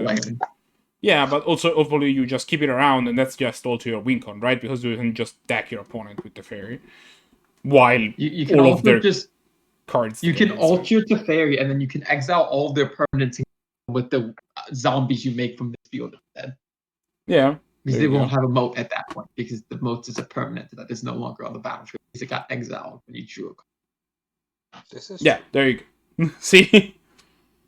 Also, right. Marco, you need to either send me Stompy's list or look at Stompy's list and count how many banned cards. I mean, I was just about to do that. Okay. Let's go through it. Okay. Nahiri the Harbinger, that's allowed. Narset Parter of Veils, that's restricted in Vintage, isn't it? That counts, yes. Yeah, there you go. Oko is restricted. Oko's banned. Jace is banned, so that's 3. Wait, which Jace? Mind Sculptor. Jace is not banned in any format. Jace was banned in Standard. JPMS still counts. Yeah, it counts. Yeah. Teferi, Hero of Dominaria, that one made it. Time Raveler, obviously banned. Yeah. Ran and 6 banned. So we wrapped up 5 cards out of 8 planeswalkers that this deck plays. Okay, so there you go. Then Cursor of Krufix, fine. Primeval Titan, banned in Commander, 6. Omnath Locus of Creation, banned in Pioneer, I think. In Standard, no, obviously. It's still legal in Pioneer. Standard. Yeah, so that's 7. Snapcaster Mage is fine. Eternal Witness is fine. Titania's fine. So that's 8. 8. Sylvan Library is fine. Falida Retreat is fine. Terminus is fine. Explore, Fire. Souls? Gitaxian Probe, that's 9. Yeah, that counts. Heart of Promise Portent, the regrowth used to be limited in vintage, but I'm not gonna count it because it is no longer. That counts. That still counts technically. So Ponder is 10, Preordain is 11. Oh yeah, those are also yeah. banned. Yeah, in Modern, modern. yeah. Radiant Flames, Pyroclasm, Supreme Verdict, Chain Lightning, Time Walk. It's banned in Legacy. That's 12. Timely Reinforcement, Plow, Cryptic Command, Dig. That's 30. That's 12. Ilvamris Call is banned anywhere. What card? No. Which one? Ilvamris Call is Ilvamris not. Call. No. Foff, Fawn, Spell Snare, Growth Spiral. Wait, Growth Spiral was banned in Standard, wasn't it? No, it wasn't. I don't think it was.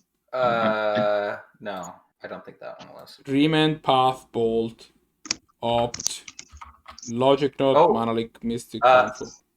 Bolt and Swords are banned in Historic coming up. They're not banned in Historic. They've never been printed on Arena. They're Well, going they're to be about to printed. be. Yeah, But they're they're already banned. But This they is haven't been technically printed true. Right. I count Mystic Confluence is 13. yet. What the fuck is Mystic that Sanctuary? banned? Sorry, Mental Misstep is 13, is what I meant. Oh yeah. Mystical Okay. Tutor Okay. is 14.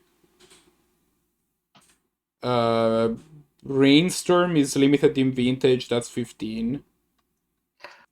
Field of the Dead. Field of the Dead is 16. That's without counting the Fetchlands.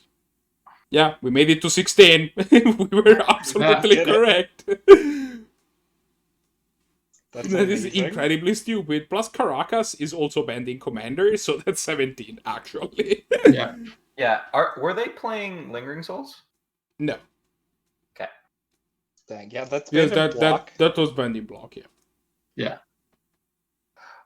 Is So there what's any going cards on that are with- banned in Pauper? There's some Field of the Dead shenanigans happening. Outside of that, nothing's really like a And Circular by the way, Tribe, we got Snapcast we got to Snapcast. 17. I have not counted Swords of Plowshares, Lightning Bolt, or Regrowth. If you want to count those, you get 20 even 20. That's without the fetch lands. Yes. 25 with the Fetchlands. Like, So a literally good 1/4 quarter of of the deck is banned. banned in a format. Okay, good job. So when we're talking about sweet magic cards. Oh, did we say Teferi Time Reveler at any Yes. point? We did. Yeah, Yes. we did. Okay. Yeah. Did we say? Yeah, we also did Uro, right? Yeah, we Yeah. did Euro. I remember Euro. Oh, did we mention Growth Spiral? With I don't Dead, believe was it Growth Spiral banned? was banned. Growth Spiral's banned in Standard. There you go. It was banned in Standard. Oh yeah, it was banned in Standard. So yeah, that's 26. 26. This deck is just like, but what if I could play every single banned card that ever existed? Oh yeah, there is a list of banned cards for Spike. Yeah. Oh yeah.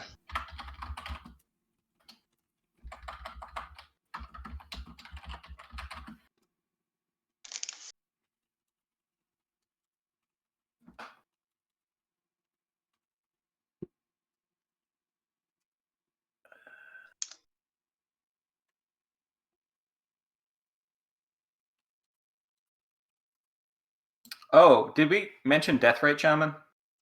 No. No, we didn't. That gets us to 30. if we count, How if we we at count 30? We're at everything. 27. No, if Well- you count the ones that we weren't counting before. Well, No, no, we were we at added those. 26, and We so do it'd be that's 27. included. That's included. But you also counted the Fetchlands? Yeah. It was 17. It was 17, and then we added those three, and then we added the Fetchlands, and then we added Growth Spiral, and then we added Deathrite Shaman. So I want to apologize that we didn't talk about this matchup very much, but that is There isn't the much of thing this that we matchup just to found talk out about. is extremely funny. Like, this matchup is just Field of the Dead being Field of the Dead. I added another quote because I felt So it was a quarter necessary. of this deck is banned. All right, that was That's- it for tonight, actually. So So we have our tournament standing. So I'm gonna do some quick math now to get final tournament results. yeah, please. Maths. To get final. So let me see standings. Can you like end the tournament or however so I can see final standings? Yeah, I can do that. I mean, I think at the moment that Oh, I see them everybody- now. I see them now. Yeah, Okay. puts in their So results. Blahguy ends in first, of course, with 109 points. Bailite and Evios tie for second and third with 84 points. Brahms, how did Brahms do? Brahms, I believe. Okay, Brahms, Luca. Luca came in fourth with do some quick math there, with 78 points. Brahms then came in fifth with 73 points.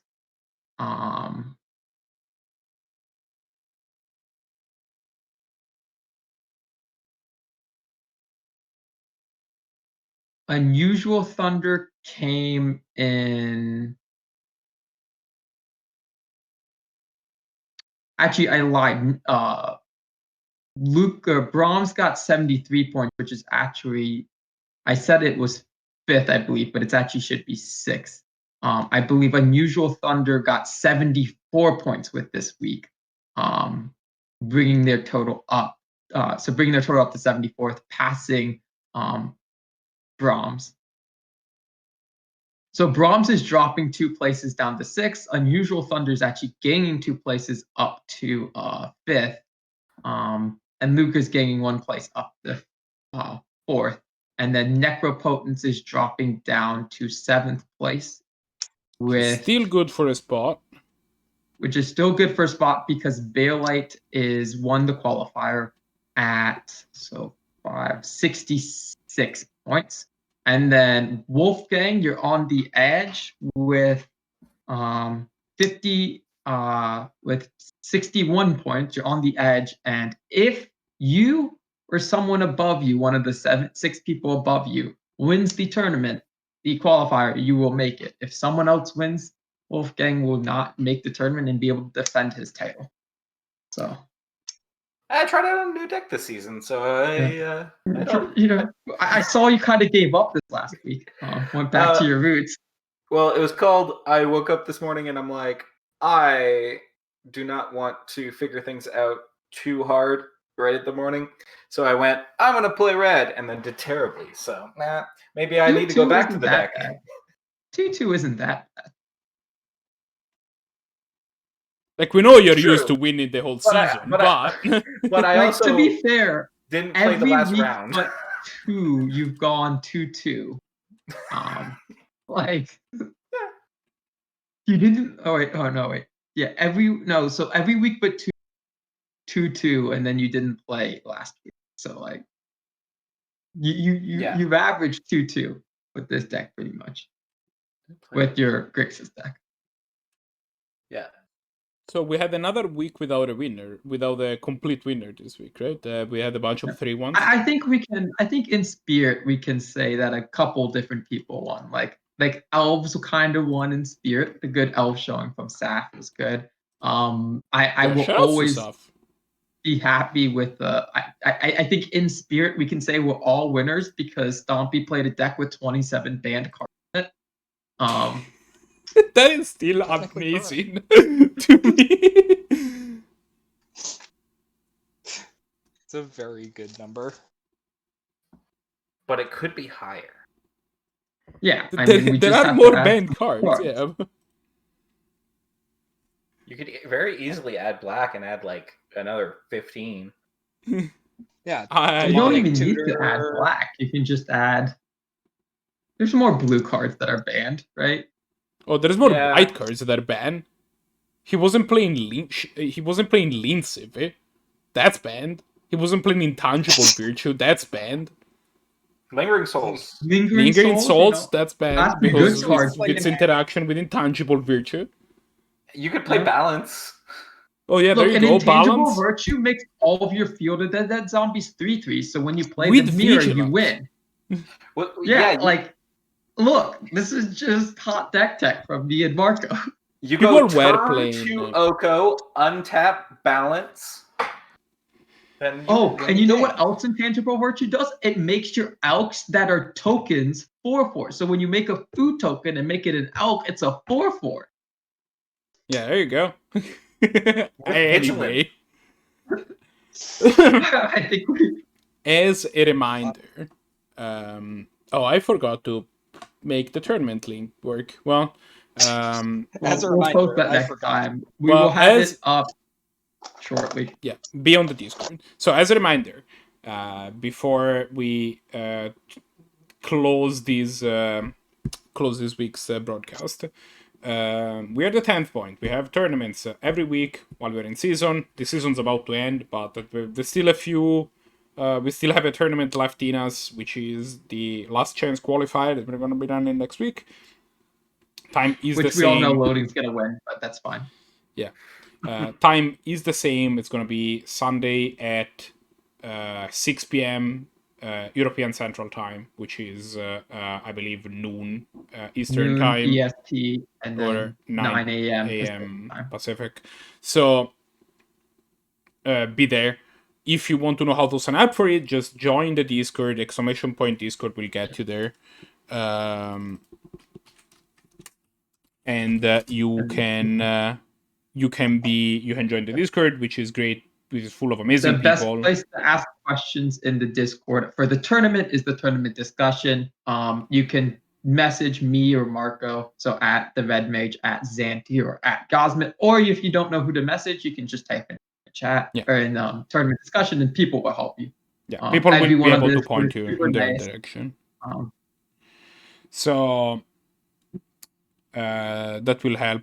As a reminder, the tournament structure for next week is going to be 3 rounds of Swiss followed by how to pop 4, unless we get a number of players that is completely and absolutely different than what we usually do.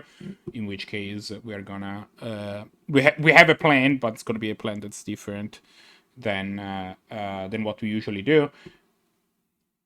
That said, I also want to remind everybody that if you are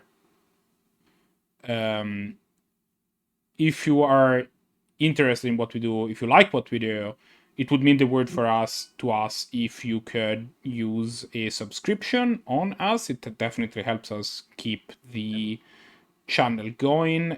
And among the things and if you have a Prime Gaming sub, that should definitely go to somebody, because content creators traditionally need money more than multi-million-dollar companies like Amazon do, considering that the Prime Gaming multi-billion dollars, yes.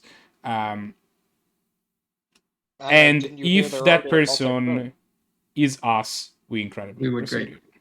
And just so you do know, all the money that we get from the Twitch channel goes directly into prizes and other things to keep the stream running. We don't keep any of it for ourselves. It's all going into making the tournament better and giving better prizes to the players. Yeah, I mean, things that might end up happening if you have a surplus with these seasons, subscription, which I haven't checked, but like, for example, I think that we might spend it on is better like recording equipment for us, because I have a mic that's like, team just has whatever. I have my great computer Yeah, so microphone. like, we might get better mics, better cameras, that sort of thing. That is something we would invest money on if we have a little everything bit. that we get from it is going to be invested back into the stream. Right now, the tournament will any money that the tournament makes goes into the tournament. But actually, all the money that Marco gets, he puts into reserve list foils. That is not a thing. Yeah, I actually don't think they're. I mean, Yeah, Cradle. I think the reserve list ended before there were four. No, that's not true. That is not true. because the reserve list, like Urza's block card were still in the reserve list for the entire block, and the Urza's Legacy was the first set with foils. So there are some Urza's Legacy cards that are available in foil and on the reserve list, I believe. One thing I want to bring up actually before next week is we have Strixhaven cards becoming legal online next Thursday. What is the status of that for the tournament? They will not be legal. We have been pretty consistent. I mean, we'll write a message and we'll make sure it's clear. But generally, our consistent thing is when the set is officially released is we will talk in the channel. Part of the problem with making cards legal is also with making cards legal immediately at the first very possible opportunity. It also like if we make them legal at the time that they actually become legal in paper, it also gives MTGO price fluctuation sometimes to stabilize, which is gonna make it a lot easier for our players to actually get their hands on those cards. But this will be in the message that we post. We'll make sure. But right now, expect them not to be legal. They will probably be legal when finals would be my guess. Yeah, these generally we wait a week between the end of the season, anyways, and the final. I don't know if we will this time, but we'll figure it out. But they will most likely be legal. Yeah. To be clear, next Sunday is the qualifier. Is the qualifier. The week after, there will not be a 10th point tournament, presumably, and the finals will be held the week after that. Yeah. That's the plan right now. So, with that said, I think that's all for us. We are raiding Enragdas, who I got to raid only once. He was delightful, and also he's a hardcore Legacy player, and I think that there's at least a decent amount of overlap within our format and Legacy. And also, yeah, I just like his videos, so we're gonna go there.